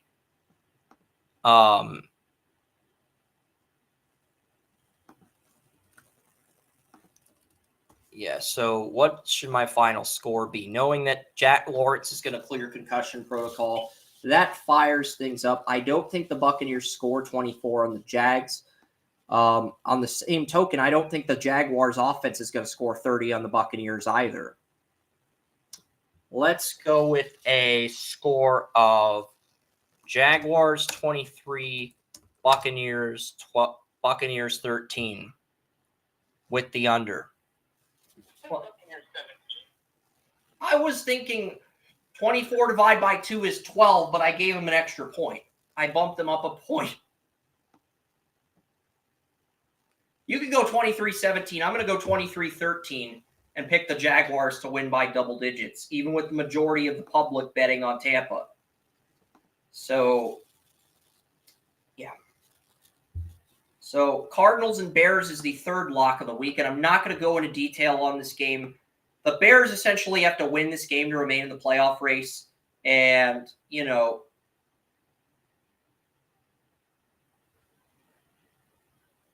the Bears have to win this game to remain in the playoff race. Ord and Tanya and Brian all took the Cardinals and Kyler Murray to upset the Bears. The Cardinals are out of the playoff picture. The Bears pretty much have to win this to remain in the playoff race. I'm surprised we have people picking the Cardinals to win straight up. But if they want to pick the Cardinals, that's their right. And, if Kyler Murray plays like he did against Pittsburgh, he plays like he did against Atlanta, and Justin Fields just struggles to make those deep ball throws, the Cardinals can, in fact, steal this game. I'm going to go Bears 28, Cardinals 14. I've got the Bears winning by double-digit touchdowns. 2 touchdowns. Do you think this game's going to be closer, more competitive? What do you think before we get to Dallas, Miami? Yeah, I really do like the Bears. I like their defense. Last week, and I think that the quarterback could play a big role. Something that we were talking about at work was, there were a couple times where the Browns had him sacked. He didn't go down. He's a big, strong dude. He got out of it, made a pass, or made a run. I mean, big, strong dude. He could play a significant role in this game. Yeah, definitely. The next game is Dallas and Miami, and it is in Miami, folks. So, this is the 11th game of the 16 that took place this week. I have the Dolphins winning, but Brian Bayless thinks the Cowboys are going to win. And it's one of these games where I'm kind of torn on what to do, because if Tyreek Hill is out, Austin Jackson is out, Connor Williams is out, and right guard Robert Hunt is out. If all those linemen are out for the Dolphins, this is a game the Cowboys can steal. At the same time, the Cowboys can't seem to win on the road against teams with winning records. They beat the Eagles, but they beat the Eagles at home. And the Cowboys get the Lions next week. I don't think the Cowboys are going to lose 2 in a row to Miami and Detroit. I don't. I mean, that would be the most Cowboys thing to do, lose those games and then get hot for the playoffs. But I just think the Cowboys are going to find a way to win this game. I think Deron Bland gets a pick 6 in this game. And I think the Dolphins defense, why does it say Dolphins 19, Jets 14? I got to freaking update the damn score. How did I miss that? I'm just so pissed that I freaking missed that. Like, I double-checked my work this week, and I freaking missed that. Okay. You missed that like the Bears missed the Hail Mary. Yeah, we'll give the Cowboys a field goal as a punishment for me missing that. Dolphins win this 19-17. There you go, Jerry Jones. You get a field goal for my screw-up. That's your reward. But you're still losing the Dolphins. You don't have to like it. You can disagree with me. You can even tell me why I'm a dumbass, why I'm full of shit. But Mike McDaniel basically told players of the Dolphins, if the media doesn't want to ask you questions about Dolphins Cowboys, tell them to go fuck themselves. So both these teams are fired up about this game. I like the Dolphins 19-17 in a defensive game. And Kern, Tanya, and Brian do have the Cowboys winning. The rest of our staff is taking the Dolphins. And I still like the Cowboys to win the Super Bowl, but I think they are going to lose this game. And they're going to be one of these teams that enters the playoffs, and everybody's going to be doubting them. And then they're going to either pull their heads out of their asses and make me look smart, or they're going to look stupid. I am going to go into a rant at the end of the show on why the 49ers will not win the Super Bowl, even though they are the favorite right now. You're going to want to stay tuned for that. It's going to be great. And that'll be at the end of the show in the last segment. Yeah, I'm starting to second guess the 49ers myself, because there's a couple teams right now that are pretty hot that I think could overtake them. So, but in this scenario, I'm taking the Dolphins.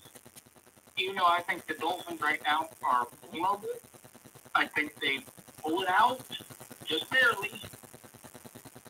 I mean, if you're a Browns fan, you want the Dolphins to lose this game, and you also want the Dolphins to beat the Ravens, because in that scenario, it creates a scenario where the Browns can win the division if they win out. But the Chiefs would probably still be the 1 seed due to the tiebreakers over the Browns. But you can move all the way up to 2 if the Dolphins beat the Ravens and lose this game to Dallas.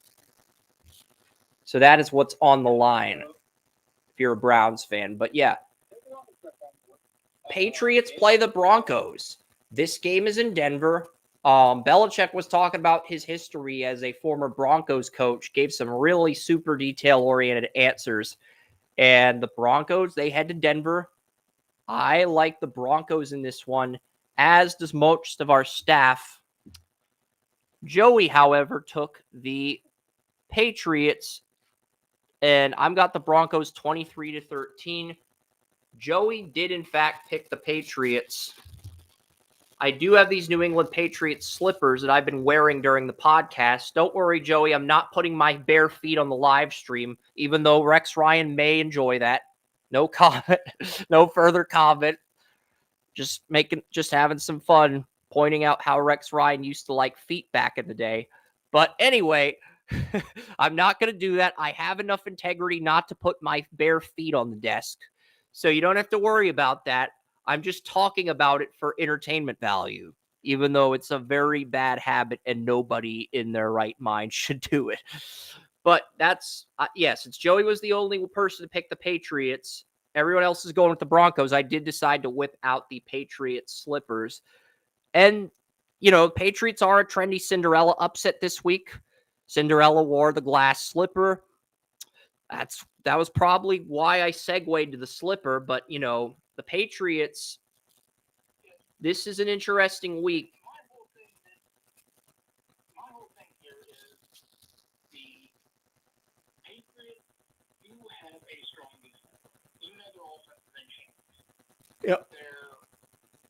This is probably Belichick final hurrah with the Patriots. I mean, this is the last game Belichick's going to be coaching on national TV because this is going to be on NFL Network.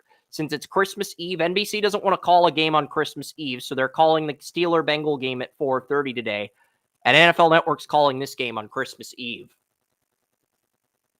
Yeah, and so I'm sitting here like I told you when I made this pick, I do not think Bill Belichick will allow himself to leave this season without ruining somebody's season. He will not leave New England without doing something to screw with somebody or screw somebody else. Yeah. It's just not in his nature, and there are things we have seen that he used to innovate the game we have not seen in years.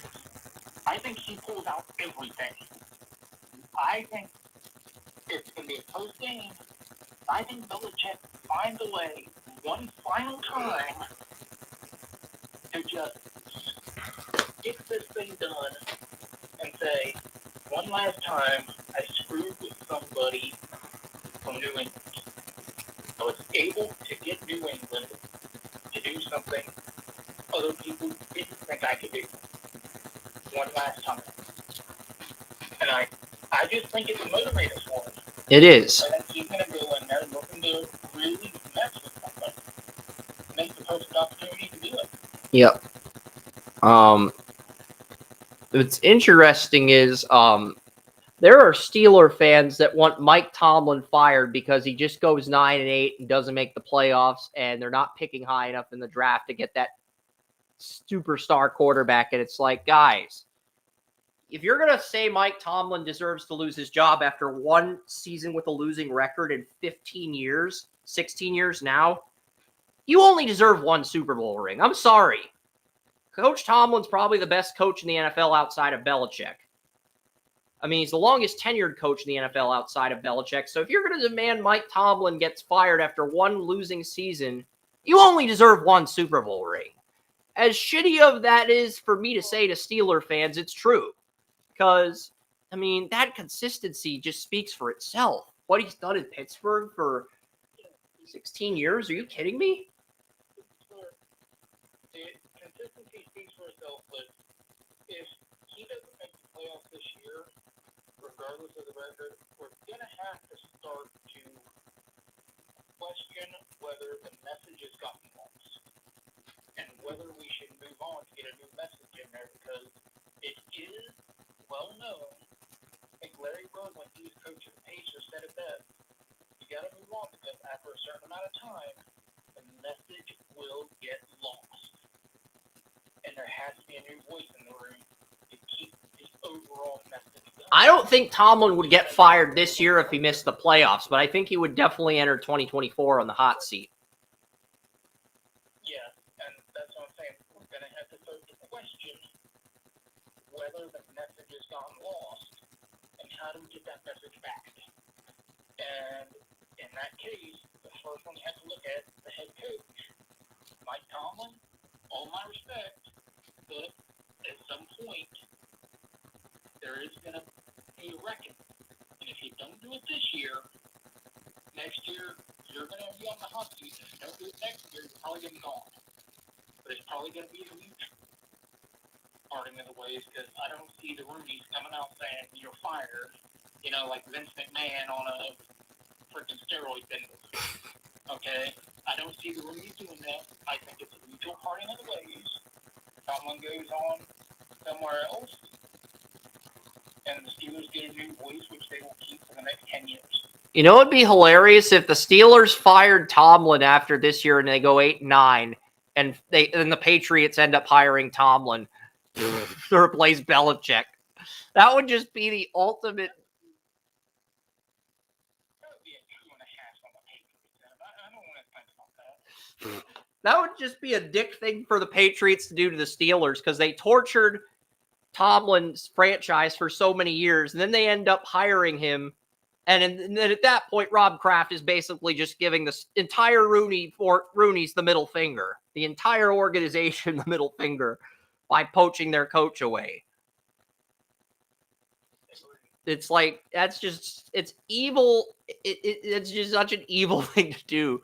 But I'm all for it as a Patriot fan. But Chiefs and Raiders have some injuries. I think the Chiefs are going to win this game. I know Sky Moore got placed on IR, but it's not a season-ending injury. It's a 4-week injury. He will be out in the wild card route. So if you can shut down Kelsey and Rashee Rice in the wild card, and you have 2 or 3 good corners, you do have a chance against the Chiefs. The problem is the teams that may get in, the Colts, the Bills, the Texans, all of these teams have, I think the Dolphins would probably be the best matchup for the Chiefs. And I'm not even sure they would win in that scenario. The Browns would probably play the Jaguars. So, those two teams, I think could beat the Chiefs in Arrowhead, but it would be an uphill battle, and I'm sure Mahomes would adjust enough to find a way to win. But I do think Mahomes is going to come through this week. I like the Chiefs 30-13. Everybody except Oren has the Raiders winning. Officiating the last time officiated a Chiefs-Raiders game. The Raiders beat the Chiefs 40-32 in overtime and 40-32 at Arrowhead Stadium in the COVID year. That was the last time Clete Blakeman officiated a Chiefs-Raiders game. So I'm just saying, be ready. Be ready for Clete Blakeman. And I will look up the officiating for Clete, Joey. I want to see how many times the Chiefs were penalized in the loss. I'm kind of curious.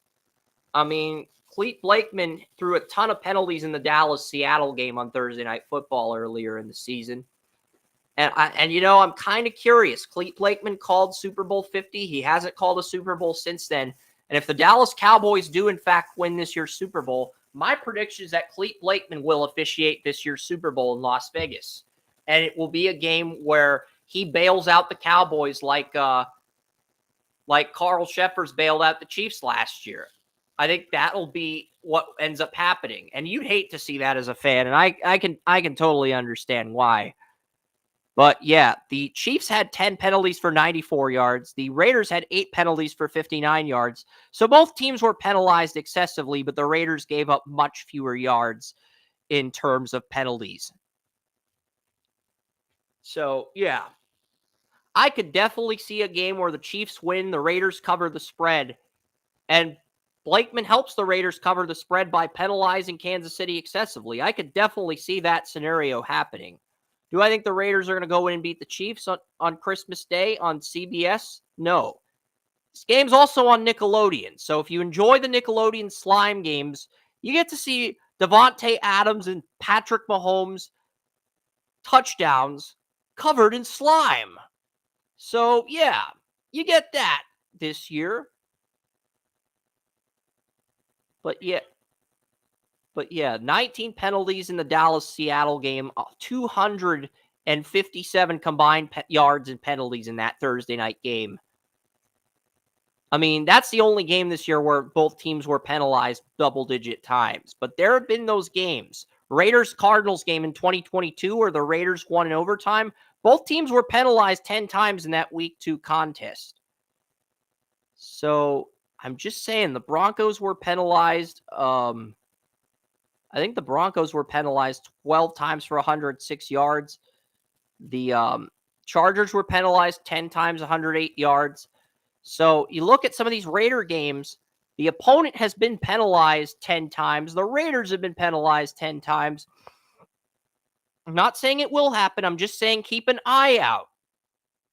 Keep an eye out for it to happen, Joey. You know, keep an eye out for potential penalties in this Chiefs-Raider game. You know, with Clete Blakeman, I just don't know what's going to happen. So, you know, keep an eye out for that. Anything you want to add to that before we get to the last two games? Because you were kind of surprised Ford picked the Raiders. You know, there was a debate going on whether Travis Kelce was getting older or old and declining, or if the Chiefs just don't have the weapons they used to around him. But either way, in that argument, I would still say the Chiefs have enough weapons to down the Raiders. Because the Raiders cut their number 2 corner, Marcus Peters. So I think that's the reason why I think the Chiefs match up really well with the Raiders. But some of these teams, Sky Moore's not coming back till the divisional round. So if I'm the Chiefs and I'm ranking a list of teams I don't want to play in the wild card round, the Jaguars would come in at 1. Dolphins would come in at 1. Jaguars would come in at 2. I do think the Jaguars have a good depth chart on both sides of the ball, but the problem with the Jaguars is they've been very undisciplined as a team this season. Even though the talent's there, they've been very undisciplined as a team. It feels like Doug Peterson's too dependent on Calvin Ridley. And whenever the Jaguars are trailing, they always try to force a medium or deep ball instead of taking what the defense gives them. It's not always the case, but that happens to be the case when the Jaguars are losing games this year. They just panic and there's this urgency to score. And that was Peterson's problem in Philadelphia. And I didn't bring it up in year 1 because the Jaguars won the division as underdogs. I tried to avoid bringing it up, but I saw that on the Monday night game, and I'm thinking, okay, some of the play calling here is too predictable on Jacksonville's end offensively. I'm not sure if it's Peterson or Press Taylor, but adjustments got to be made. So, yeah, because remember earlier in the season, Peterson took play calling away from Press Taylor before giving it back to him. And in the games where Peterson ended up taking it back, you saw a drastic improvement in play from the offense. So I believe it may be Press Taylor, but I also think part of it has to do with the fact that the Jags are just a young team and they're still learning how to. Yeah. They say how somebody asked, how do you learn to win in big games? Do it. Yeah, and I'd probably put the Browns at 3 of the teams if we're ranking the teams that match up well with the Chiefs. I think the Colts, the Bengals. There's just Peter out with DJ Reed out. I don't see the Bengals beating the Chiefs with Browning, even though Bengals fans would start calling Arrowhead Browning land. But I think the Bills, Jaguars, and Dolphins, maybe the Browns, are the 3 most problematic wild card games for the Chiefs. And I know we're going off topic here, but it's interesting to think about because Sky Moore's on IR for the next 4 weeks. That's the next 3 games and the wild card round. So a team with 3 corners is going to be problematic for Kansas City for the first time in Mahomes' career. I still think the Chiefs will win with home field, but it's going to be a challenge. It's going to be a 1-score game. It's going to be an uphill battle for Kansas City. Yeah, and remember, the Chiefs' offensive tackles aren't that great. Well, the left tackle Donovan Smith got injured. Wanya Morris looks a lot better at left tackle, Joey. Donovan Smith got... Yeah, Wanya Morris came in as a rookie and did well at the left tackle position. Wanya Morris came in against the Packers, struggled in that game, but he did better against the Bills, even though they lost, and then he did well against the Patriots. So Wanya Morris has those starts under his belt, the Chiefs' third-round pick at left tackle, so I don't think the blind side's as big of a concern anymore. It's still a concern, but not as big of a concern. It's like an objection at this point. Yeah, it's not like, it was earlier in the season where Mahomes is automatically looking there and saying, oh, crap, it's running away. It's not that. So that's good. But, yeah, I agree. Anybody with three corners, and especially if you have three corners and a good safety. That's why I say the Dolphins, the Bills, the Jaguars, and the Browns are the four most problematic teams for the Chiefs in the wild card round. I'd put the Texans at 5. But you could make an argument for Denver at 5, too, because they have that defense and they've been playing well as of late. So, outside of the Lions game, outside of that. But, yeah, there's about a minute left on Anchor. There's 2 games to go. Giants and Eagles. I took the Eagles over the Giants, as did most of the Draft Utopia staff. Tracy Porter took the Giants. Brian Bayless took the Giants. Joey took the Giants. I took the Eagles 42-0. You're going to find out why in the next hour on Anchor. Stay tuned. Yeah, the Anchor clip had 30 seconds to go, so we will quickly mention the last 2 games in the final Anchor segment. But yeah, just looking at the scenarios, without Sky Moore, you're looking at rotating Kadarius Toney, Valdez-Scantling, and Justin Watson. And you're looking at rotating Toney, Watson, Valdez-Scantling, Justin Ross. You're rotating all those guys in that number 2 role until your steady receiver Sky Moore comes back. That's the thing that makes the Chiefs problematic. I've never been a fan of Toney to begin with. I thought he was all speed and no substance. I thought that in college. He flipped off an LSU fan, and the Senior Bowl just tried to cover that up, even though we found out by Googling him, and they had him graded above, and because Toney went to the Senior Bowl, he ends up getting drafted ahead of Bateman. But Bateman hasn't been spectacular either, but, both those guys had the hype of a Pro Bowl receiver, and neither guy's really lived up to that yet. But, Toney, he had some moments in the Super Bowl, but, in the defensive line, run around. So, that's a score for Bateman, and he didn't do that. Toney did. I know he's going to catch that one. Shit. That's the official if you're on the ball or in the defense. If we're ranking the playmakers, I might actually put Noah Gray, the number 2 tight end to Kelsey, as probably the 3rd most dependable weapon for Mahomes. I'd put Kelsey at 1, Rashee Rice at 2. I'd probably rank Noah Gray at 3 right now, as crazy as that sounds, with Sky Moore out. I just couldn't imagine the Chiefs running a 2 tight end set. Yeah, it's... That'd be, They should, but I don't think Andy Reid's going to do that. He's too practical to do that. Yeah, 12 personnel for the Chiefs. I can't see them doing it. He has done it in the past, but he mixes it up. It's like once every 10 or 20 plays, they'll run 12 personnel, and then they'll run 11 personnel the rest of the game. Or if Kelsey's fatigued, or he makes a bad play and gets penalized, then they'll mix it up. But it's very sparingly. It's very sparingly. Yeah. All right. Let's get back to this Eagles-Giants game. I'm like the Eagles. I have the Eagles shutting out the Giants 42-0.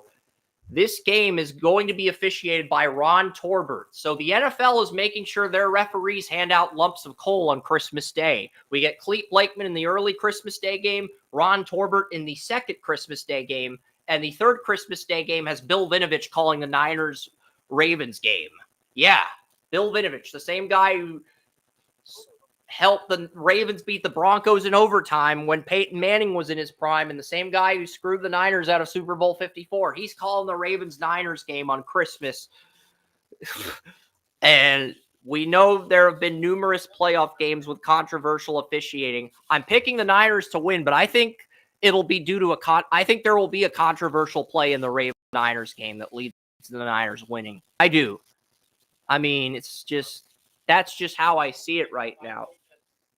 But Ron Torbert with this game, but the big thing that hit me on this was when Williams, the speedy running back, went on the IR. Because I've watched 3 or 4 of his games this year, and as much as I have praised Lamar Jackson this year, Keaton Mid. We're talking about Eagles, Giants. Joey, we're talking about you picked the Giants. No, I didn't. I never moved on. I was just pointing out the officials in the Christmas Day games. It was a segue. I was just mentioning the officials. But yeah, I took the Eagles. You took the Giants, Joey. I'm looking at these. Both teams were penalized.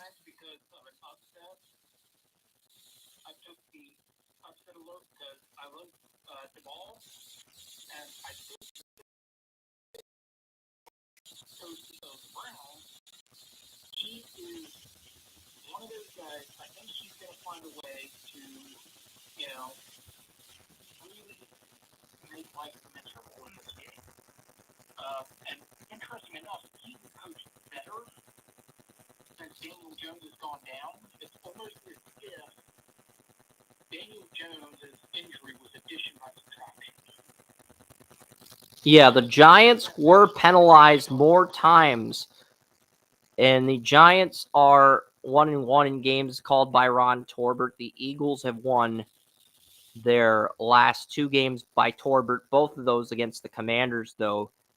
The Eagles' last loss with Ron Torbert was the Cowboys-Eagles game where Gardner Minshew started against Dak Prescott in 2002, leading up to Super Bowl 56 in the final week of the regular season.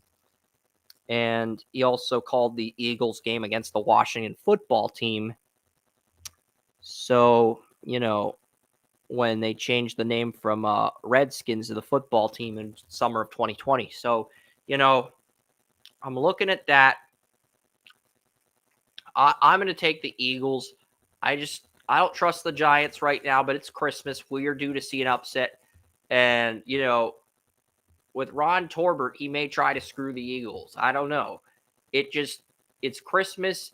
There's something about Torbert. He called the Browns-Jaguars game. He called the Chargers game. He called the Jets-Falcons game in New York, where the Falcons ended up beating the Jets with Desmond Ridder barely defeating Tim Boyle. Panthers won at home. The Broncos beat the Vikings at home. I mean, the home team has won a majority of games this year officiated by. I'm just going to put one of the worst officiated games I've seen of the year was that Jets-Brown game by Torbert. I mean, it was just a disaster. I talked to a friend of mine. I'm not going to call her a buddy. A friend of mine that I used to sing karaoke with. She was a season ticket holder, and she said that was one of the worst call games that you could possibly imagine. Because she was at that game, and I was watching on TV, and I'm like, they missed at least 4 pass touchdowns that I saw, and that was only 1/4. Eagles are favored by 10.5, and my friend Brian King, who's a Steeler fan who has a Facebook group, thinks that the Eagles will win, but the Giants will cover the spread because of Ron Torbert's officiating. And I could see that. I mean, both the Giants and Dolphins were penalized 6 times for 43 yards in the Dolphins' Week 6 blowout over the Giants. That was the last Giants game Torbert officiated.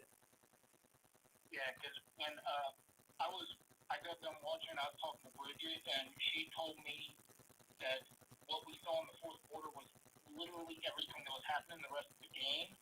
I was like, oh my God, And Ron Torbert called Super Bowl 56 as well as the AFC Championship where the Chiefs beat the Bengals last year.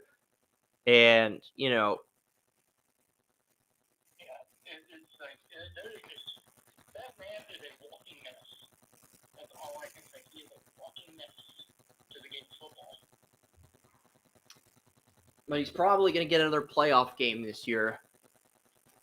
Next is the Ravens and 49ers. I don't know how you think that is 50%. How the hell did he get the playoff game? He is the playoff he officiated the Super Bowl for the Bengals loss, and he officiated the AFC title game.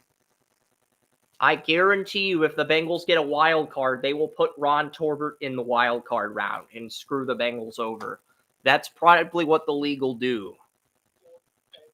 At least if he's in the wild card round, he's not going to screw up an AFC championship game. I think it's going to be Brad. I think it's going to be either Clete Blakeman. I think Clete Blakeman's my number one candidate to get the Super Bowl. He hasn't officiated a Super Bowl since the Broncos beat the Panthers in Super Bowl 50. And the game where Dallas beat Seattle, both teams were penalized 10 times. So if the Cowboys win the Super Bowl, I think they're going to give Dallas a really good official against San Francisco so that the Cowboys get all the calls they need. And I'll get to my rant on the Niners, because I did tell you guys in the last segment that I had a 49er rant on why they won't win the Super Bowl. I'm going to get to that right now. I'm going to get to that rant, and then we'll break down the final game. And here's the thing. Here's the thing with the nine. Super Bowl favorites, only one Super Bowl favorite entering the NFL playoffs since 2007, 2008 won the Super Bowl, Joey. You know who that is? That is the 2016-2017 New England Patriots. That is the only team that was a Super Bowl favorite entering the playoffs to win the Super Bowl. Patriots were the favorites in 07-08. They went 18-1. Following year, the Giants were the Super Bowl favorites to repeat after Brady got injured. They lost to the Eagles. The following year, it was the Colts. They lost to the Saints in Super Bowl 44. The following year, it was the Patriots. They went 14-2 and lost to the Jets. The following year, it was the Packers, who were the 1 seed at 15-1 after winning 45. They lost to the Giants, the eventual Super Bowl champions. Following year, it was the Broncos, and they lost to the Ravens with Bill Vinovich calling that game. Then the following year, it was the Broncos again. They lost to Seattle. Then Seattle was the favorite, but the betting action between Seattle and New England was very even in the Super Bowl Bill Vinovich called. Patriots won that. Panthers were the favorite to win the Super Bowl. I did pick Denver in upset that year, and a lot of people picked the Panthers to beat Denver that year. I picked Denver, and I trusted Denver's defense. I did not trust Carolina. I picked Denver. I thought Peyton Manning would win it, and I was right. Then the Patriots were the only team to win the Super Bowl after entering the postseason as a favorite. But people can make the argument that the Falcons choked that game just as much as the Patriots won that game. The Falcons lost that game up 28-3. And then the Patriots were favorites again. They lost the Eagles. The Chiefs were favorites. They lost the Patriots in the AFC title game. The Ravens were favorites following Lamar Jackson's MVP year. They lost the Titans. Chiefs were favorites to repeat. They lost the Buccaneers, thanks to the injuries at offensive tackle with Eric Fisher and Mitchell Schwartz. The Packers were favorites to win Super Bowl 56 with Aaron Rodgers coming off an MVP season. They ended up losing the divisional round to San Francisco. The Eagles were favorites last year, although you can make the argument that San Francisco and Cincinnati were just as big of favorites as Philadelphia, considering the momentum that San Francisco and Cincinnati had in the second half of the season. And this year, 70% of the betting action is on the 49ers to win Super Bowl 58, Joey. 80% of the betting action is on them to win the NFC. So that means only 20% of the betting action is on Dallas, Detroit, or Philadelphia to win the NFC. That spells trap for San Francisco. They are going to lose in the NFC title game. I think they're going to lose in the NFC title game. Because the way they're playing right now, they are just destroying teams. But they are the team with the most betting action to win the Super Bowl since the 16-0 Patriots, Joey. That to me is very suspicious and very shady, Joey. I think somebody's going to beat them in the playoffs.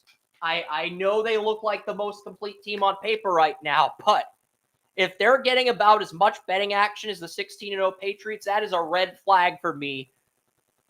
And the alarm's going off in my head, and it's like, Chris, don't pick them to win the Super Bowl.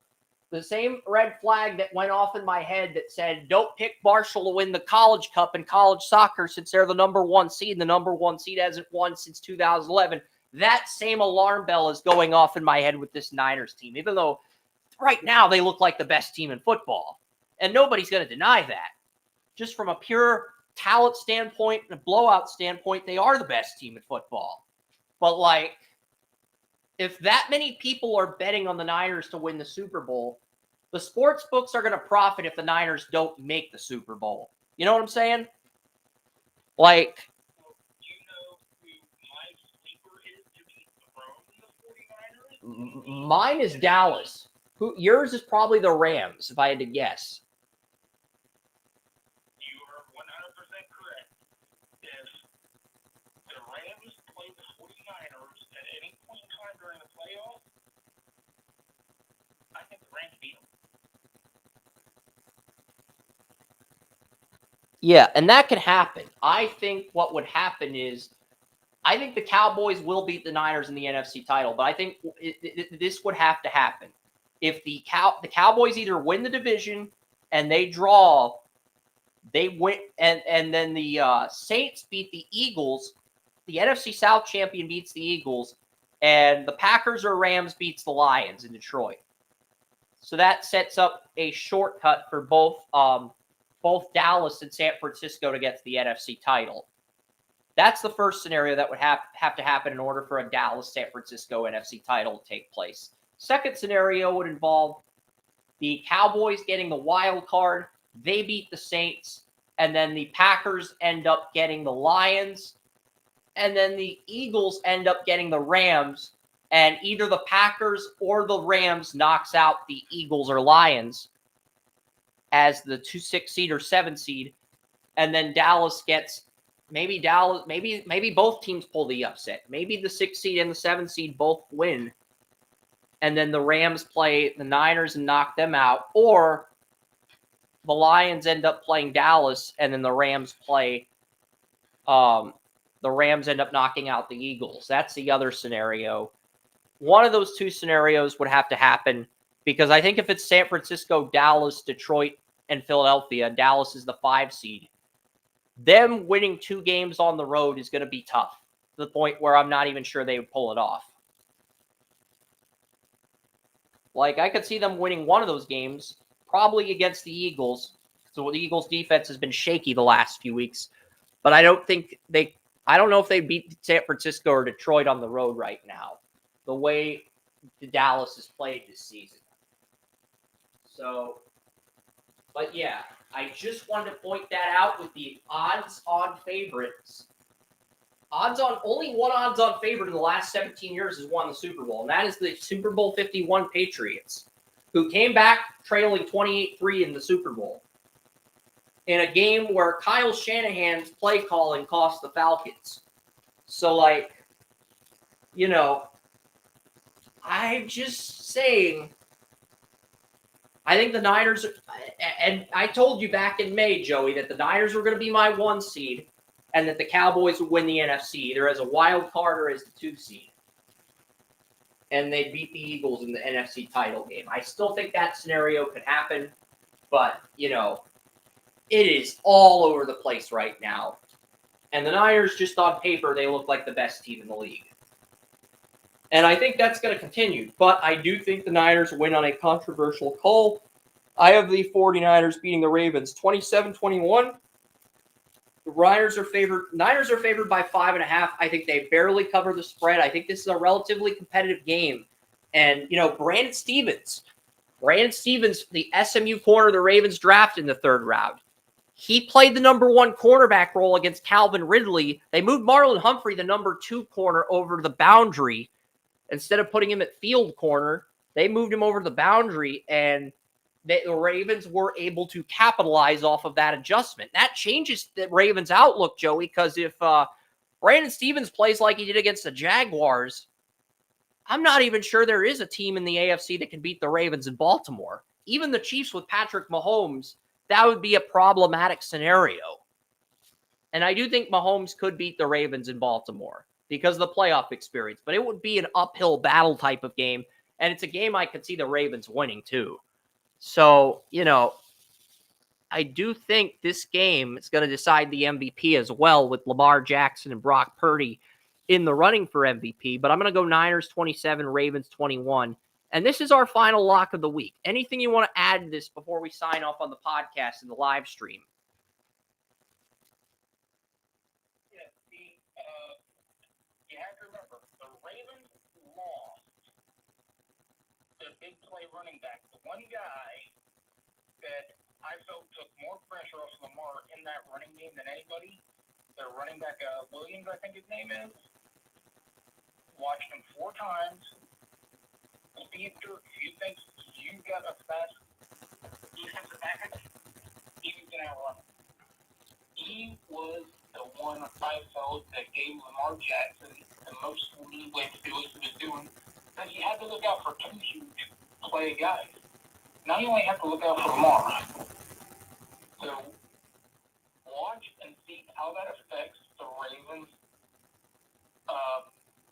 game plan. Because I don't think they're as dangerous as they were 2 weeks ago. I don't think they're as dangerous as they were a week ago. So watch how it affects their offense.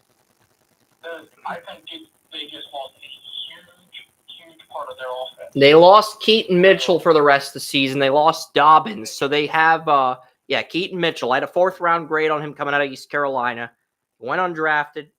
Once the Ravens started him, I knew they had a chance to be special. And, they still have Gus Edwards and Justice Hill. And Justice Hill's looked a lot better in pass protection in the last few weeks. But I don't know if they have that playmaker that can put them over the top. I definitely think if they get the 1 seed, they're going to get to the AFC title game. But I'm not sure they have enough to win it. And if the Chiefs get Sky Moore back for that game, I think they would beat the Ravens. And I think you can make the argument for the Jaguars, too. If they got that far, Christian Kirk would be back by then, and it's a whole new ball game. It's not the same Jaguars team they beat the crap out of in Duval. It's same with the Bills. Same with the Dolphins. I mean, we'll see. But it's going to be interesting. I do like Zay Flowers, but he's been up and down throughout the year. Beckham has had some bright spots. I do like Rashad Bateman, but again, it's hit or miss depending on the accuracy with Lamar and the throws. I do like Isaiah Likely. Likely provides a spark and presence at tight end even without Andrews. But again, they're gonna have to win these ugly games where the defense dominates and the offense does just enough to win if they're gonna make the Super Bowl. But I'm taking the Niners in this one. Niners are their 4th and final lock of the week. So again, locks this week. We've got the Bills. We've got Bills over the Chargers. We've got the Packers over the Panthers on the road. Trying to think of the 3rd lock. It's not coming to me. I'm having a little bit of a brain fog. I think it's the I think the only 3 locks might be San Francisco, Green Bay, and Buffalo may be the only 3 locks of the week. I'll double check. On the live stream here. I was just looking at the playoff. I've been looking at the playoff thing on podcast. The Ravens are officially the only playoff team that is clinched so far. Yeah. Officially. So, take that as you will. Yep. So I have changed my pick to few people on our staff have flipped back to Jacksonville. So now only 3 people have Tampa. So okay. It's the Jets, Commanders. All right. So I mean those are the only 3 locks, surprisingly. Green Bay over Carolina, Buffalo over the Chargers, Green Bay over Carolina, and San Francisco over Baltimore. Those are the only 3 locks. Next week, top 15 safety rankings, and we'll preview week 17. We'll also preview the college football playoff. I'm Chris Ransom. That's Joseph Potter. We're about ready to sign off. I'm going home for the Christmas holiday season. We wish you all a very Festivus, a Merry Christmas, and Merry Christmas Eve and a Merry Christmas. I'm not going to wish you a Merry New Year. I will save that for next week. But yeah, happy holidays from Draft Utopia. We're signing off.